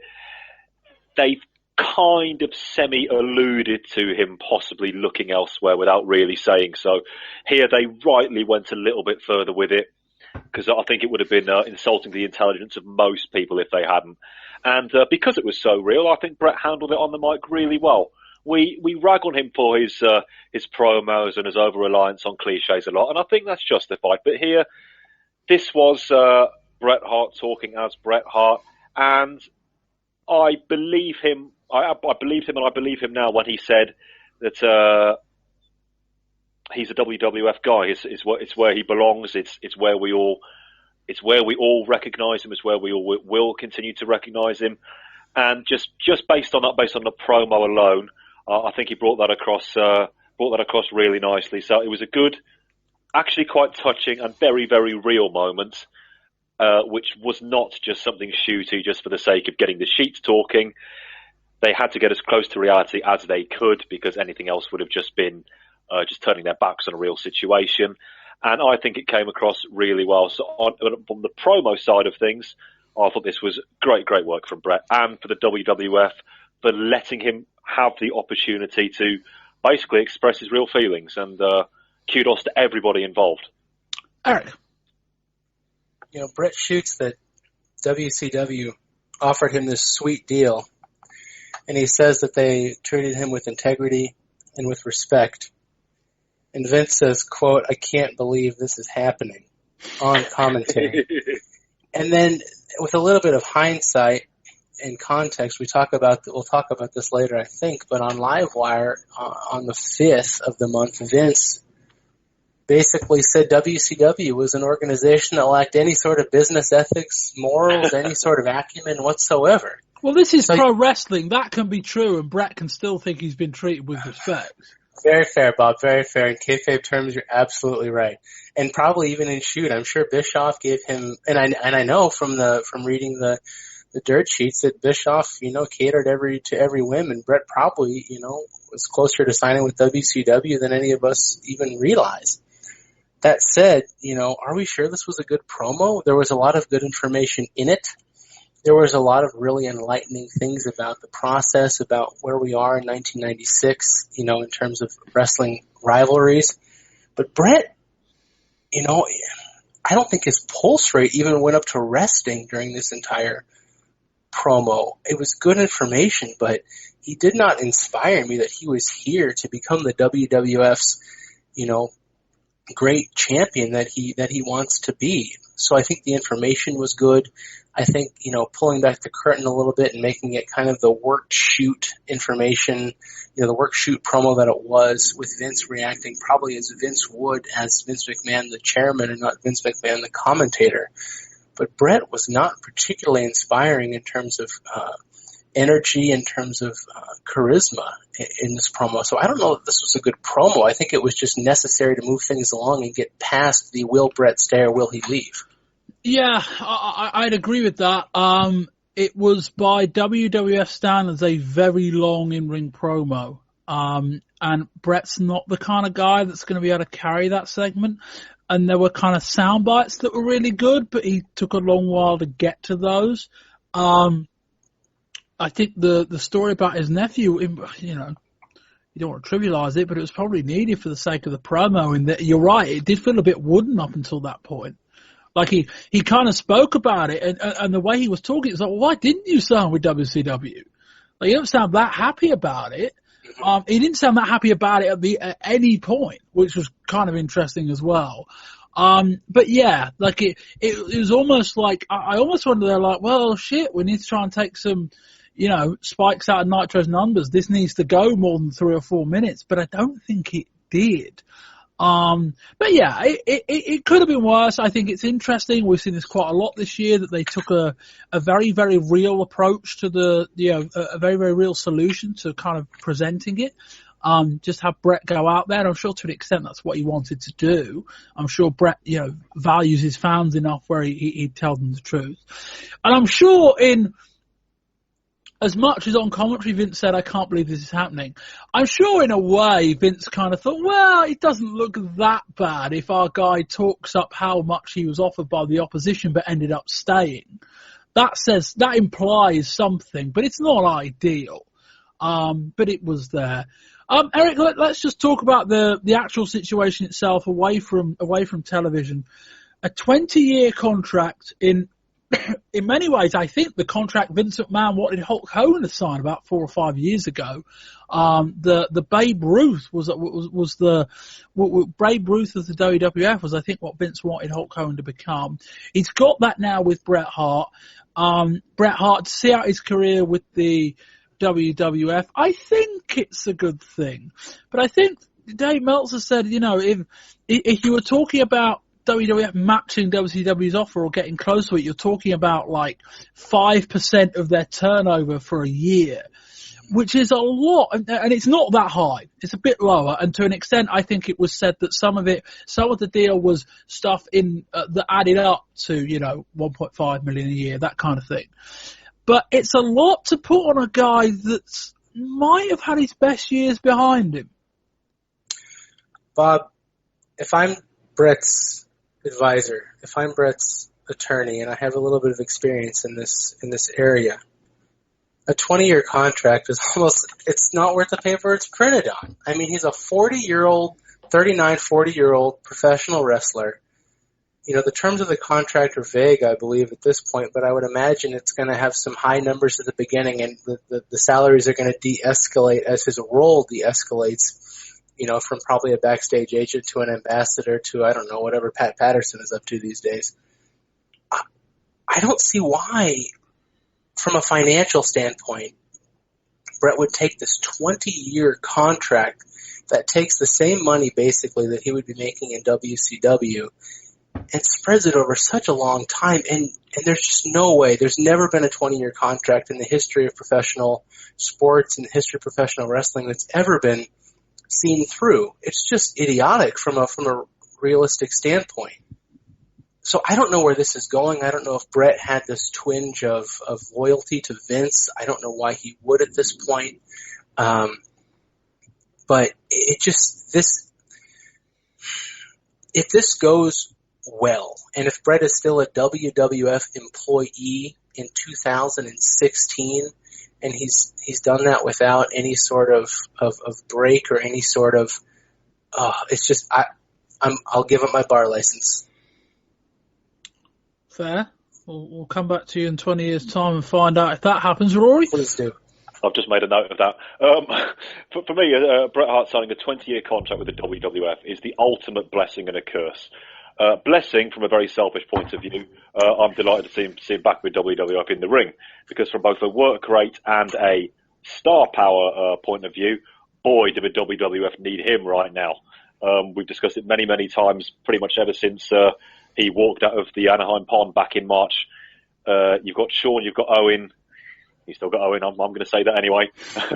You've got a few others, and then thank you. Then the drop off is pretty large, and you need Bret in there, both name value and in-ring quality value. So in that respect, the WWF need him, and I've no doubt as much against Austin next month in particular is going to be great. However, a 20-year contract, that is, in every sense of the word, a huge liability. You are making yourself a hostage to fortune there, and no mistake. So a week is a long time in politics. 20 years is an ultimate eternity in any way, in any form of life. A day is a long time in the world of professional wrestling. Vince is tying himself into who knows what. This is an absolute leap into the unknown. Has anybody in any form of employment ever been given a 20-year contract for anything before? I don't even know that it's enforceable, frankly. There you go. It's tight. It's completely tying them in, and it's just think about it when they get the numbers through. I don't know when they have their quarterlies or whatever. Merchandise. Yeah, we got this amount. Ticket sales. We got this. I don't know. You've got to take off Bret's contract for. Oh yes. So there we go. That's another 5% written off straight away. And I mean, I'm no number cruncher. I'm no legal beagle. But for me, this, from a business standpoint, this is Vince panicking, isn't it? He's signing him for 20 years just to be absolutely certain that there's no chance of WCW snapping him up. Well, I mean, I just suspect... desperate men do desperate things. I just suspect that, I think Erick's kind of right. This is a 20-year contract, but it isn't. Like, there's no way he signed that deal and there's no break clause in, 5 years. There's probably break clause before that. Like, I just kind of think I see it more of a gesture as anything else. In that it's clear that both sides knew WCW were making a far better offer. It's clear. And it's clear from what Bret says and more pertinently from what he did, that the money wasn't all that important. Because if it was, he'd be on Nitro next week. But I think in Bret's mind, he just wanted to be shown that he was cared about, and he wanted Vince to do something for him that he wouldn't do for anyone else. And Vince had the same kind of thought, and then it was like, well, okay, well, how do we package this up in a way that isn't just a complete insult? Because they couldn't offer him a 3-year deal at a quarter of the price. That doesn't look good, particularly as I get the feeling that WCW, if they'd have worked out, might have even gone higher. They were getting pretty close. I just get the feeling it was more Vince McMahon needed to show Bret Hart that Bret Hart meant a lot to the WWF. And signing an unprecedented contract with a retirement plan, effectively, was a way of doing that. Right. And Bret Hart just wanted to be told that you mean a lot to us. I don't think this is, I don't think we're going to be sat here in 2010 and thinking, well, there's 6 years left to go on this still. Like, I don't think it's going to be like that. I don't think like it's going to, there's other things as well. Like a $14 million might not be worth that much in 20 years time. Inflation, economy, shit happens. Like, I don't know. We haven't seen the specifics of it. I think it was more of a gesture than it was an actual thing. I don't think it's a case of if both sides were unhappy in 3 years that they're going to make them enforce it. I suspect there's breaks. Erick, any more thoughts on that? Well, Bob, cut me off if I'm going too long here, but I kind of sketched this out not from the contract standpoint, but from a WWF needs Bret standpoint.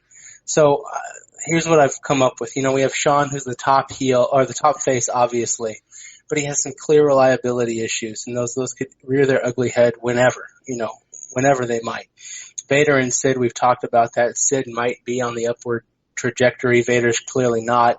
But do we really see WWF running with Sid as a long-term solution to their problems? Austin and Helmsley are both, in my opinion, both have bright futures. Austin more than Helmsley, but they're months or even years away from being the torch holders if they ever aspire to those positions. Undertaker and Mankind, they're both, too big of characters, in my opinion, to be the face of the company. I don't see the belt being put on either of them anytime soon. Then you have a huge drop-off, and then you have Owen and Bulldog, and we've talked about the problems with them even. And then what do you have? So other than Shawn Michaels, you don't have anybody else who's capable of carrying the belt for any period of time. With that in mind, WWF absolutely needs Bret.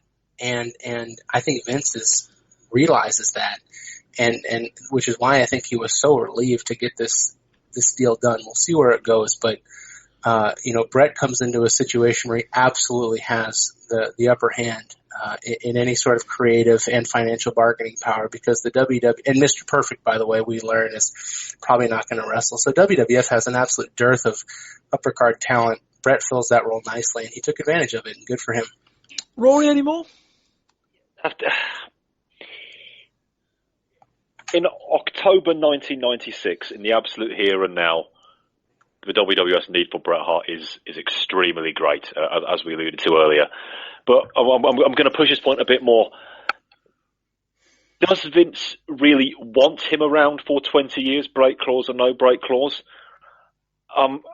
Does he have 20 years worth of plans for Bret Hart? Is he? Can you really see? Well, I don't know that Bret Hart's going to be wrestling at 55. Sure.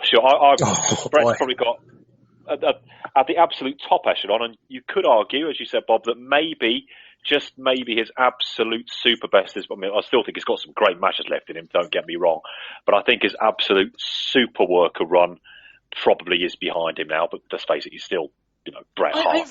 Flair's 46 and he's just starting to fall off that cliff in WCW, isn't it? His body's catching up with him. He's out with an injury at the moment, etc., etc.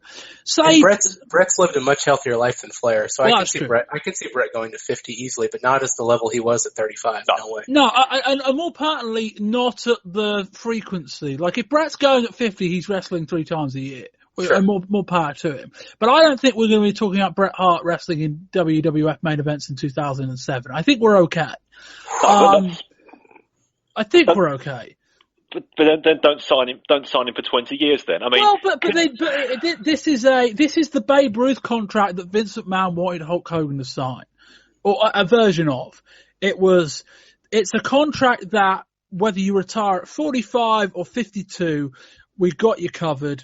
And then as it winds down, we just move you into a backstage role. And there's no doubts, there's no whys, there's no what fors. You're just signing with us for life. And, who knows what Vince might have even offered Hogan had they ever got that far. Bret Hart is not going to be wrestling when he's 59, okay? I'm pretty happy with that. Yeah. I'm pretty happy with that.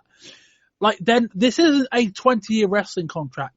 Dave Meltzer said, it's kind of like a 3-year wrestling contract and then a 17-year backstage thing. It's probably more fluid than that. It's basically, we want to keep you around for as long as you're good and you can work, and then we'll slowly transition you away from that role into a non-televised, maybe televised, but a non-wrestling role, and that's it. And then it just runs like that. And I think the slight kicker and the slight thing where this makes sense of the long-term deal is that it would, if Bret Hart moved away from the ring, it would overpay him as a road agent, as someone who worked behind the scenes. I think there is at least that. Karen, Rory.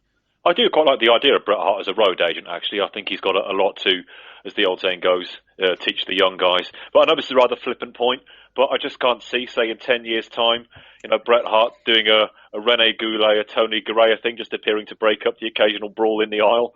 I just can't see that happening, quite frankly. You're probably right. Right. As I say, I really, really, really, really, because I'm a total Bret marker, I don't care who knows it, just hope that Vince knows what he's doing here and he hasn't reacted in too much of a panicked fashion, which is what I fear. But time, because there's lots of it to go here, time will tell. Just got visions of Bret Hart in October 2016, just in the offices in Connecticut, counting down the days and going, it's almost over. Yeah, on $200,000 a year at an office job. Just going, it's almost done. I'm almost free. I don't think that's going to be it somehow. I think if you asked me to put some money out now, I'd probably bet against that. Anyway, speaking of Bret Hart, let's move forward a week. Say that the reason you took so long in making up your mind to come back to action here in the World Wrestling Federation, well, there are a number of reasons, but principal among them is that you knew that Steve Austin was the man who has challenged you. And my question is, whether or not, is that one of the reasons why you were reticent to make up your mind? No, not at all. I think what you're looking at 12 years, and if you really want to add on even more years than that, you can, because I've grown up with wrestling my whole life, and you're looking at 12 years without any kind of a break of being physically mauled by giants and great wrestlers for years and years and years, and it just took its toll. Yeah. And I'll be the first one to say that Steve Austin, Stone Cold, is a great wrestler, and I knew immediately upon seeing him that I was going to be dealing with a very, very tough wrestler. But as far as, he had nothing to do with my decision to step back from wrestling. Basically, loosely translated, you're saying, yes, Vince, I'm afraid Stone Cold is going to kick my ass. That's what you're saying. That's not what you're saying, is it, Brett? Yeah, somehow you need to clean that up a bit. Yeah, I think as far as you kicking my ass. There you go. you maybe should think twice about that. I don't know if you got what it takes to kick my ass. I've actually recuperated. I've been off. I'm ready for this match. But Brett, if I may, I'm better than I've ever been. Sure. If I can ask you this, what about the fact that you have not been in the ring for some 6 months, and there must be some ring rust? Would it not have been more wise for you to accept a match with a lesser individual rather than Stone Cold Steve Austin? Right. Answer. You know, I don't see it that way. I mean, sure, there might be a little ring rust. Maybe there won't be. No one's going to know till I get in the ring how good or bad the 5 months off has affected my wrestling style. But I don't really care. I want to go in and I want to accomplish a lot of things in the World Wrestling Federation starting right now. And what better way to do it than take on Stone Cold, who I think, and I said it before on my live interview, and I'll say it again right now, is the best wrestler in the World Wrestling Federation until November 17th. But if Steve Austin defeats you, I mean, obviously this man has great confidence in himself. He would not have challenged you. He's trying to make a name for himself. This is like a gunslinger type situation where indeed you've got a reputation. He wants to live off of your reputation, and if he defeats you in Madison Square Garden, the question is then, will you continue your comeback here in the WWF? Well, I mean, that's a very likely possibility, and you know what, I've thought about that, and I'm willing to accept whatever happens in that match, you know, and if I come up short, then I'm just going to get right back up on my horse like a gunfighter, and, you know, well, see, here's the deal. Shut up. Here's the deal. Win, lose, draw, Bret, it ain't over. It ain't over. You're never going to get through with Stone Cold Steve Austin. You're going to have to kill me first, son, and that's the bottom line, and it's the truth. Win, lose, or draw, right. I will always be on your ass. Well, that's why I'm the excellence of execution. Yeah, whatever. You wear a hood while you get assassinated or I'm the best there is, I'm the best there was, and I'm the best there ever will be, and you're going to find that out firsthand, son. Say something. You know, everyone thinks that because I'm coming back that I have this built-up impression in my head that I'm going to clean up the WWF. I know better than anyone else that it's going to be a real hard job. And, Brett, we thank you so much for joining us. It's Austin's house now. All right, thank you very much for joining us. Bret the Hitman Hart. No. You can tell him to go kiss off, but I've been here all night, and I ain't leaving yet, and you can stop counting me down, because I done told you once, son. We got a damn problem. Hey, wait a minute. No more. That ain't gonna work. It's a production assistant. No, we ain't through that by a long shot. You don't count me down. What is this? Nobody counts me down. You want your precious miners? You think it's all fun and games for Stone Cold? It ain't fun and games for somebody. The one thing that Bret Hart's return did confirm was that he'll be wrestling Stone Cold Steve Austin at Survivor Series. So obviously, I actually got to start building this frigging thing. So on October the 28th, the Raw that not that many people watched, 2.0 rating. They had Austin in a studio, so they flew him in somewhere, into Connecticut, presumably, and Bret Hart in his home in Calgary. And Bret Hart did a very bog standard Bret Hart, sat on a sofa. Yeah, we talk about Bret rambling a bit and not really hitting many points on Raw on the week before. He kind of did the same again. But this time, he had a picture-in-picture, or a split screen even, with Steve Austin acting his live feed, acting like a bit of a dick. And Erick, Steve Austin acting like a bit of a dick that doesn't really give a fuck. As it turns out, he's very, very compelling. Why was he the ringmaster for a year? He was the ringmaster for about 8 weeks. Well, fair, but why? He's been in the Fed since late '95, right? December '95, November. Very, 95? very late '95, yeah. Right. And so here we are in October '96, and aside from the King of the Ring '96 promo that everybody's familiar with, where's this been? And if this has been something that Steve Austin, Steve Williams, the person has been capable of this whole time, why haven't they pulled the trigger on it much sooner? This was fantastic. This was the best episode of Raw in a very long time, and he just looked like an absolute boss. We know they watch, well, all right. Some of those guys are clearly watching ECW Hardcore TV to one degree or another backstage, right? You go back from end of September through mid-December 1995. Go back and listen to our ECW podcast from that run. it wasn't quite like this, but it was about 80-90% match. Yes. And this version of Steve Austin is available in ECW tape form. It does exist in some way, shape or form. But clearly they weren't watching it, or clearly more the point, the right people weren't watching it. Because talent relations and people that, talent identification, that kind of thing, there can be a difference between that and just Vince McMahon. Vince McMahon has the ultimate say over things, etc., etc.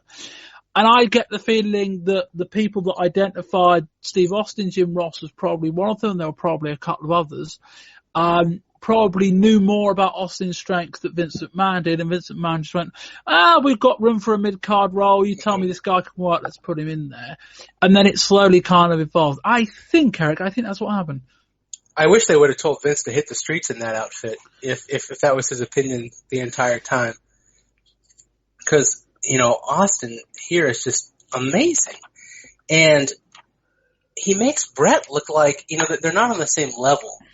Bret's sitting there with a cat on his lap and his kids, and maybe that, I'm sure that's designed because Bret's the established face, he's the established face of the company, etc. It's meant to make Bret seem like your standard, and then you have Austin who's unlike anybody we've seen so far that I can remember, to the extent of his intensity, to the extent of his brashness and his language, and he just clowned Bret in that picture-in-picture they did, and it was almost embarrassing to watch. Exactly, and if Austin wasn't a star on October 27th, he was a star on October 28th. Now, what they do with that, who knows? It's unfathomable that Austin would go over Bret. That's not going to happen. But if they can make Austin look like a compelling challenger to multiple-time heavyweight champion Bret Hart, then they can really speed up Austin's progression to the, near the top of the card. Hopefully they don't screw this up. Rory? I'm a Bret Hart mark, as I said 5 minutes ago, but I call a spade a spade. And I'm very glad indeed, actually, that this promo between the two of them was done via video link rather than, say, in the ring. Because if it had been done in the ring, Austin would have killed Bret off there and then. Yep. I take no pleasure in saying that, but it's absolutely true. The gulf between them here was mind-numbingly huge. Austin smoked him. Bret just looked like a throwback to bygone age. Now, he sat there on an easy chair in his house, and he's got cats running up, he's got his children there, all very nicey, yeah, okay, people's hero, everybody loves me, da-di-da-di-da. And here's Austin, just, even when Austin wasn't speaking, just his facial expression sold everything. He sold anger, he sold confidence, he even sold pity. And when he started speaking, it was just game over there. He just destroyed Bret off the bat. It was like saying, yeah, whatever, mate, I'm just going to kick your ass in a few weeks, and that's what's going to happen. Okay, deal with it. That's, whether we like it or not, that's how a lot of real people speak. And Austin's a heel, he's got to stay a heel for a very, very long time. But if they let him be like this, he's going to become a very easy person for people to relate to, whether you like him or whether you don't like him. And it's something we don't see often enough, definitely not in the WWF, certainly not in the 1990s WWF, of a character, and Stone Cold Steve Austin is a character, make no mistake, but a character who is easily identifiable as a real-life person. We see that out on the streets every day. And with his own undoubted promo skills, which we did see in ECW, coupled with the fact that I think that he really legitimately still wants to prove himself in the Federation, I thought this was a sensational piece of work. You could pick any line from it, you could pick any still image from it, and it would almost sell everything in its own right. Put it all together, you've got something very, very, very special. And I'm going to say it now. This is I thought all bets are off for this one, but we might well have a late contender for promo of the year. And I think this is absolutely knocks into a cocked hat, the Austin 316 stuff. This guy's a star. Well, and he's got feud with Bret. He broke Pillman's ankle. He's got beef with Perfect. How many guys in WWF, or even in any of this of WWF, ECW, WCW, have the strength of character and the depth of character to have 3 separate feuds going at one time, and they're all compelling? Absolutely. That's brilliantly put. This might have been the best segment on Raw ever. I'm struggling to think of a better one. Yep. I mean, I didn't quite see the early 3 or 4 months of Raw. I probably picked it up around May, June 1993, and like I'm trying to think of. Well, I mean, not, it'd be difficult. It'd be like comparing currencies, like trying to compare, a wrestling match and an angle. Not that many wrestling matches on Raw have stuck out in the last couple of years anyway. But the only other, I don't think this is even really that close, but the only other evening segment from Raw I ever really remember was the Bob Backlund thing about 2 years ago, where that whole thing where Backlund put the WWF magazine writer in a chicken wing. Oh, dear old Lou Ferrigno. That's the one. The other one that I would put in, and not as a true contender, but as up in that would be, we've talked about it already, but the Shawn Sid segment after WrestleMania 11. But that doesn't even come close to this. No. And I mean.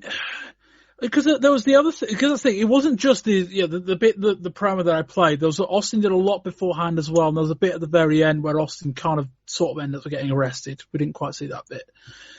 I mean, to an extent, Bret, be careful what you wish for, because and Eric, the one thing you say about why didn't this happen, I think it's quite clear that like this is all fell into place in that Austin won King of the Ring.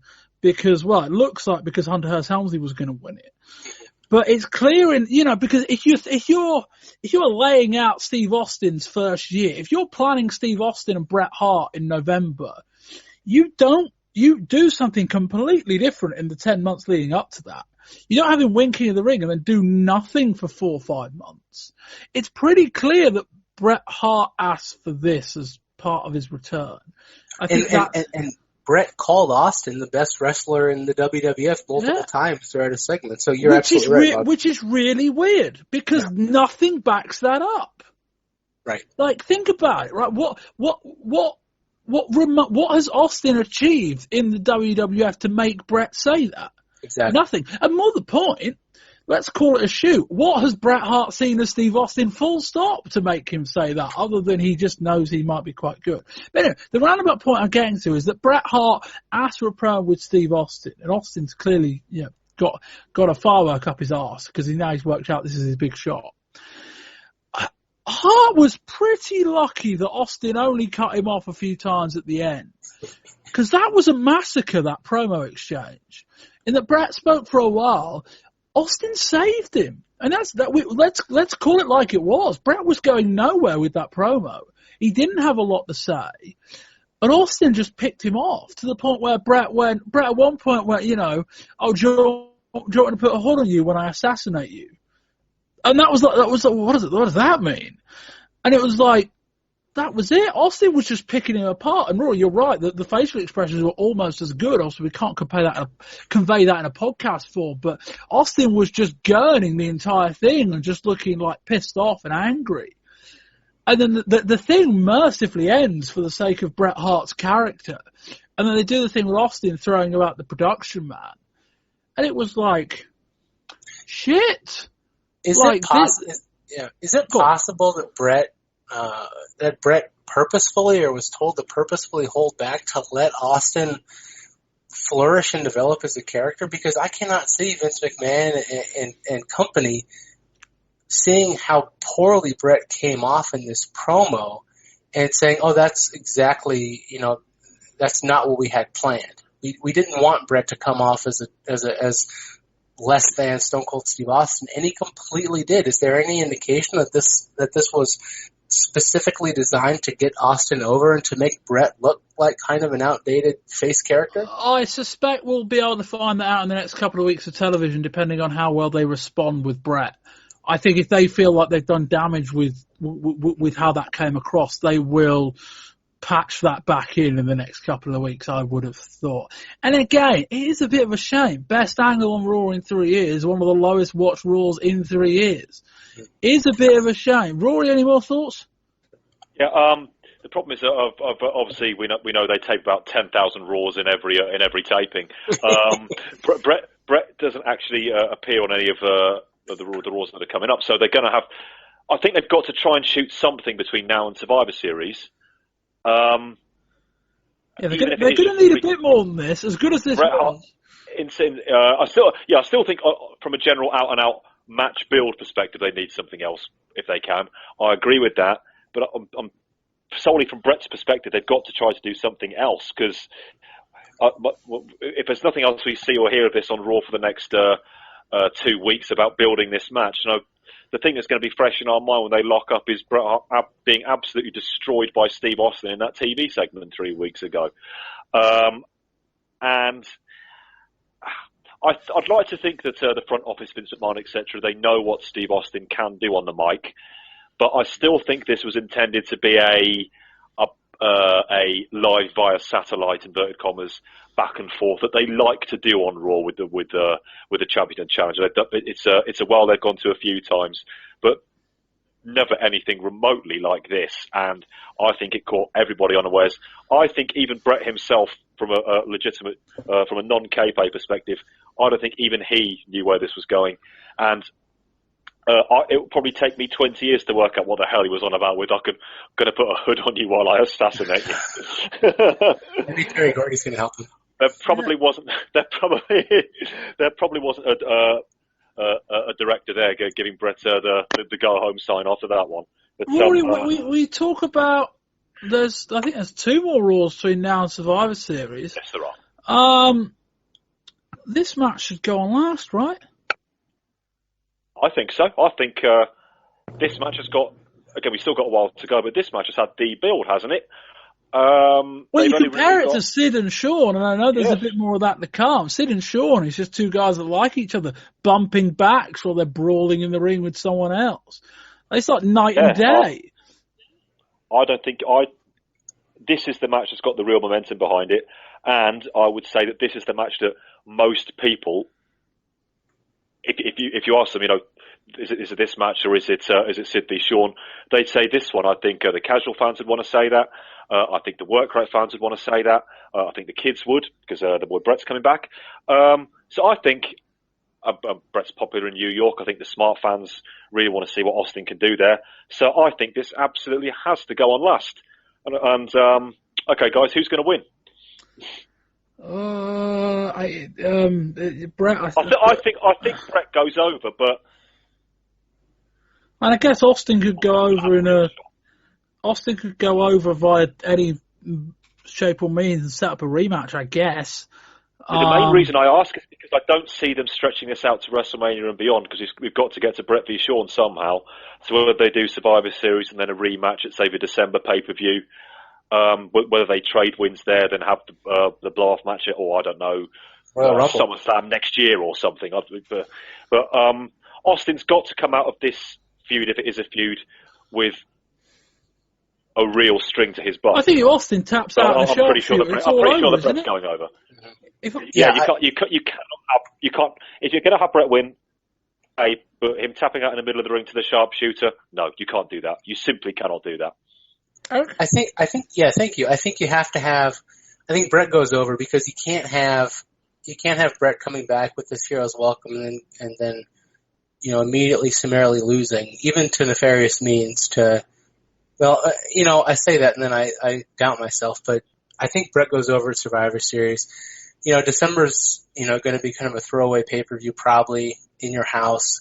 Maybe Austin goes over there, nefarious means, and they have the bluff. It's at Royal Rumble, which allows Bret to go on to Mania. I don't know how they would do that. Maybe Bret pulls double duty. Who knows? We'll see. But I think Bret and Austin should trade wins for a little while at least, because that's the only way to build Austin. If he just, loses to Bret and then goes away, then I don't see what this feud has accomplished. Well, particularly when you talk about him being in 3 different programs at the same time. Brian Pillman's injured and Mr. Perfect ain't wrestling. Right. So exactly. As good as Austin was at setting up those kind of 3-pronged feuds, if he loses to Bret, he doesn't really have anywhere to go. No, exactly. And then, so I think maybe he doesn't beat Bret at Survivor Series, but he does beat Bret at some point within the next couple of months, which helps elevate him and helps him look stronger. As far as who main events, I agree. This match should absolutely be the main event of Survivor Series. There's precedent that a championship match does not have to be the main event. WrestleMania 8, SummerSlam 94, God help us with Taker versus Taker. But the point is that there is precedent for it. That said, would you like to be the road agent that tells WWF champion Shawn Michaels that he's not the main event of Survivor Series in Madison Square Garden? Depends what I've got planned for Shawn Michaels that night. If he's losing, yeah. Would you like to be the guy that tells him that? If I'm walking out to Shawn Michaels, oh, Shawn, you're losing. Oh, and it's not the main event. Right. Yeah. Don't be surprised if Shawn is a little bit fucked off. Yeah, you're right. That's a nice conundrum. Anyway, we'll see how all that plays out next month. I do have something to say to Arvin Johnson. He's had a great future in the WWF, and I wish him well in his other life. Let me tell you something, son. First of all, I'm not taking nothing from you, Farouk, okay? 5-time All-American. Did you know he was ranked, he was number 5 on the Heisman Trophy list? Outman Trophy candidate. Great, outstanding athlete. Lombardi Son, candidate. let me tell you something. That's great, but that ain't gonna stop me for 1 second from putting my foot in your ass. Okay, well, you understand that? Hey, do you understand that? No, you understand. Do you understand that? But let me tell you something. I'm not even mad at you. Like Tupac said, dog, I ain't mad at you. Because what you did, you woke me up. Because now I know in the WWF, I got to walk it alone. Now I know I got to watch my back. See, what you did, you helped me, son. You didn't even know it. Hey, bro, it ain't about being mad. It's about winning. And you know for yourself, we both have similar backgrounds. Raised in the streets. There are no guidelines in the streets. Come on, man. There are no rules. Hey, and like you said, man, when the racism, when it gets into the ring, everybody runs up to me. How can you do that to another brother? If a brother is in that ring trying to defeat me and to get what I'm trying to obtain, I don't care what color he is. He can be clear for all I care. And you were just another man. And that's what I'm saying. That's why I said I ain't mad at you, dog. But once again, we must settle this, whether it be in the ring or out the ring. It got to be settled because you from the streets. I can't let you walk around, man, doing something like that to me. My reputation on the line. You cannot embarrass me or the Purple Pack. Hey, you got to pay. Have them set when the match is set and the stage is set. All of that. Hey, where you at? I come now. Where you at now? You at home? I come to your house. All that'll come to life. And here I'll come to your house tonight. You know what? You should have Lawrence Welk on that show this morning and playing violins, all those sob stories I hear. What would a woman want with a half a man? Hey, I hope your other kidney's in good shape. Okay. We're going to find out. Hey, it's all you going to find out. Good. Just bring it on, man. It's like that. Talk, get him off the line. All right, man. Get him off the line. Thank you. We finished the show. We had a look at a couple of episodes of WWF Livewire, a phone-in studio show with Todd Pettengill sometimes, Doc Hendricks sometimes, Sonny, Vince McMahon's on one of the shows, a guy called the Vic Venom who writes for the WWF magazine, Jim Cornette, other various studio guests, with the idea that it's kind of meant to be a shoot thing where people can phone in and ask questions and they pull back the curtain a bit, and Vince McMahon made references to stuff like, there was a question about Jim Ross and Vince said, basically said, like Jim Ross said we fired him with Bell's palsy. We didn't. He just suffered it right at the point his contract expired. It's like, well, Vince, that might be the truth, but it doesn't look good on you either. A lot of other things regarding that. Rory, what did you think? Yeah, this is really interesting. That of all the 3 major companies, I would say up to where we are now in October 1996, WWF are the ones which are the most protective of kayfabe.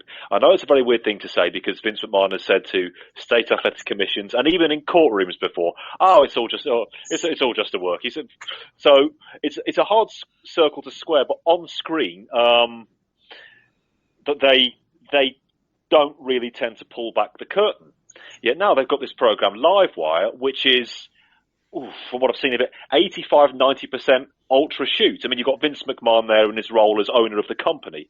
He's not Vince McMahon, goofy babyface commentator who doesn't know the name of any of the moves. You've got people like Jim Cornette. Why is Jim Cornette there? Isn't he just the manager who carries a tennis racket around? Why is somebody from WWF magazine there? It was a great watch, and some very, very interesting quotes there. Some of the discussions have been interesting, such as the Jim Ross stuff, some of the Farouk Ahmed stuff. My only qualm, it's not a criticism, it's just a point I'm putting forward, that I'm still not absolutely certain who this show is aimed at, because it goes out, I'm right in saying it goes out on Saturday mornings. Yeah. Will your average Torch observer, smart fan, be watching on a Saturday morning? Won't they still be in bed? Not that I'm stereotyping or anything, but isn't Saturday morning when you put on your wrap-up shows where you watch your favourite mid-uppercard baby faces win 2 or 3 minute squashes? This is a very interesting idea, and I like what I've seen of it, taken in its own right in a vacuum, but I just hope they don't end up pushing this too far and just going shoots for the sake of shoots, because, as we said early on in this podcast, when they allude to things on air, they do it really, really well. But I don't want them to make it very, very obvious and whacking us over the head. But an interesting concept for sure, and a brave one. Eric. They don't know what the show is supposed to be. No, they don't. Because the October 5th episode was one of the best pieces of content, in my opinion, that I've seen WWF put out in a long time. It was very behind the curtain, very, shooty, if you will. Vince McMahon, the owner, was on there. I feel like he had some real comments about WCW. Vic Venom, as annoying and Brooklyn as he is, came out and pulled back the curtain and called Doc Hendricks Michael P.S. Hayes, because everybody hates Doc Hendricks, and most wrestling fans at least appreciate Michael P.S. Hayes for his contributions. Do you get a feeling Doc Hendricks hates Doc Hendricks? I have a feeling Michael P.S. Hayes had a really hard time defending Doc Hendricks as Doc Hendricks. We're getting so meta here. It's unbelievable. But yes, absolutely. Jim Ross, the Vince McMahon Jim Ross storyline should develop on this show. It shouldn't develop during an opening match on a pay-per-view between two guys that it's apparent they're at least trying to push to upper mid-card status. It should occur on a show like this, and it was fantastic. Vince McMahon was on there. I think this is the first time we've ever seen Vince McMahon, not as, bumbling commentator Vince McMahon, but as WWF chairman and showrunner Vince McMahon, and it was great. And then you get to October 12th, and you had Todd Pettengill and Sonny with Ahmed Johnson in the studio for 20 minutes. And my note was, this became a kayfabe clip show really quickly. So whatever happened in that week between October 5th, when they had a really interesting, really kind of revolutionary show, and October 12th with Todd Pettengill, and they spent the first 10 minutes recapping the Sid and Goldust match from Raw. They don't know what the show is, but it could be great. I don't think it's going to be.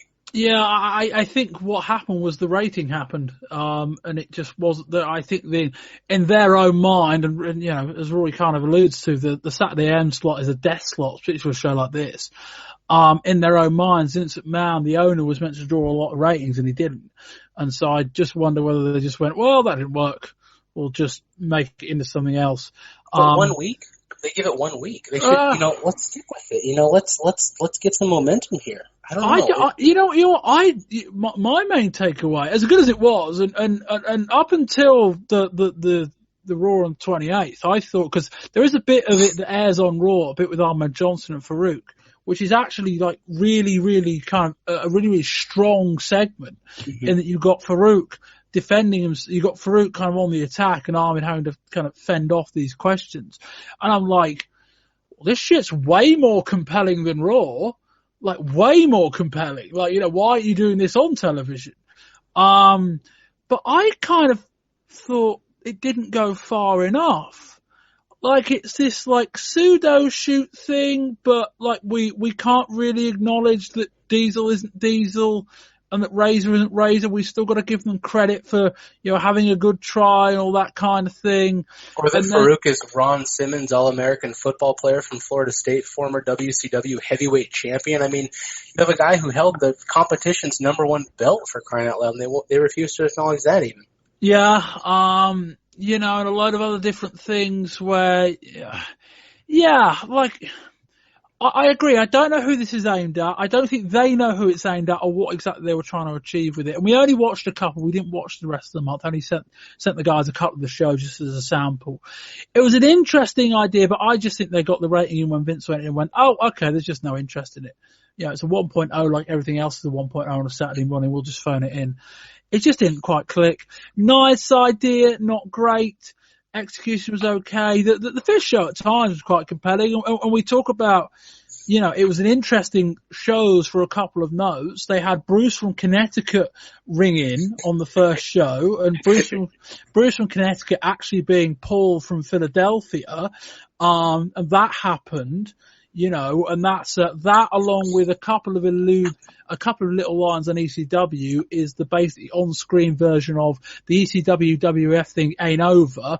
But essentially, it seems to be they want to work together, but they haven't worked out how yet. So that's what all that was about. And then you get the weird thing. I think it's like the callers were real, but they weren't great. I think to an extent you need to establish this show as something more stronger, more concentrated to get that kind of thing to work.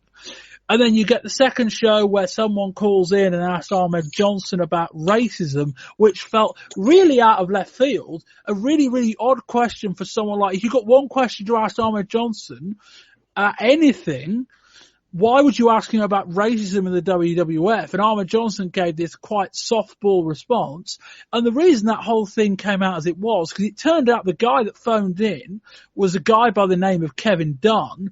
And that guy is the producer of the show. See, and didn't Ahmed say, I don't acknowledge racism anymore or something like that? Something like that. Hogwash, yeah. Something like that. Like, that's the oddity. Like, if it's going to be a shoot show, make it a shoot show. Discuss story. Like, you could if you wanted to. Like, if you want to make it live wire, have people phone in and comment on the booking. You could do that. Yeah. But that's the thing. It didn't really work. I might check it out again next month, see if it's changed at all. Yeah, but equally, like, this is, we talk about, WWF wanting to put, like, midnight on Saturday stuff on. This is the stuff to put on midnight on a Saturday. Exactly. Don't put it on at 11 a.m. in the morning. Like, you get a lot of kids phoning in, a lot of horny teenagers on the CompuServe trying to chat up Sonny. Like, don't do that. But, Anyway, interesting little watch, interesting little fun bit. As I say, I think by the end of the month I worked out, maybe it's not that significant, but I'd already sent it out, so I think we'll discuss it. Anyway, that gets us to the end of the show. I said before we went on air, this won't be that long, lads, and we're here, 2 hours, 20 minutes later, the usual. I shouldn't be surprised at this point. Anyway, just to briefly, first of all, again, plug our Patreon site. $4 or $5 a month. We're offering early access to shows like this and others. If you would like to say thank you for us to, contributing to 2 or 3 hours to your week or your month about the latest goings on in the WWF, WCW, ECW, and UFC, you can do that. Patreon.com/wrestling20YRS. Links are on the website and in the description to this show. All donations greatly received. If you don't want to, that's absolutely fine. We're not going to cut any content off from you other than the impending Battle Bowl review that will happen at some point, I think. Other than that... Will you stop bringing that up? Well, yeah, I know. I haven't had a good on that. Don't set a goal that you don't want people to get to, I suppose, is a very, very fair point. I haven't had a good night's sleep since you first brought that up. Anyway, that's there. Patreon.com/wrestling20RS. If we liven up your month for a few hours each month, if you'd like to say thank you, you can do that there. Anyway, speaking of saying thank you first of all to Rory McNamara. Pleasure as always. Rory, you can be found on Twitter. Can indeed. You can find me at RawsDM, RORSDM. Excellent. And the debuting Erick Landstrom. Erick, thank you very much. Thank you, Bob. This was just the best time I've had in a long time. It was a good show, yeah. As I say, I didn't think we were going to be that long, but I've been wrong far too many times that I shouldn't be surprised by that anymore. Very good to have you on, Erick. Erick, you can be found on Twitter. Yes, I'm at Modern Day Lawyer. If you like American sports and politics, that might be a good follow. Otherwise, stay away. Yeah, it's a good time of year for all that stuff at the moment. Very good time of year. You're absolutely right. Yeah. Let's just say I'm happy following this side of the Atlantic. Let's say that. Although we've got our own issues, but that's not for now. That's not for now. I'll move on quickly. Let's move on very quickly. But yes, where are we? That's right. Plugs and shit. That's right. Yeah. 3 volumes this month.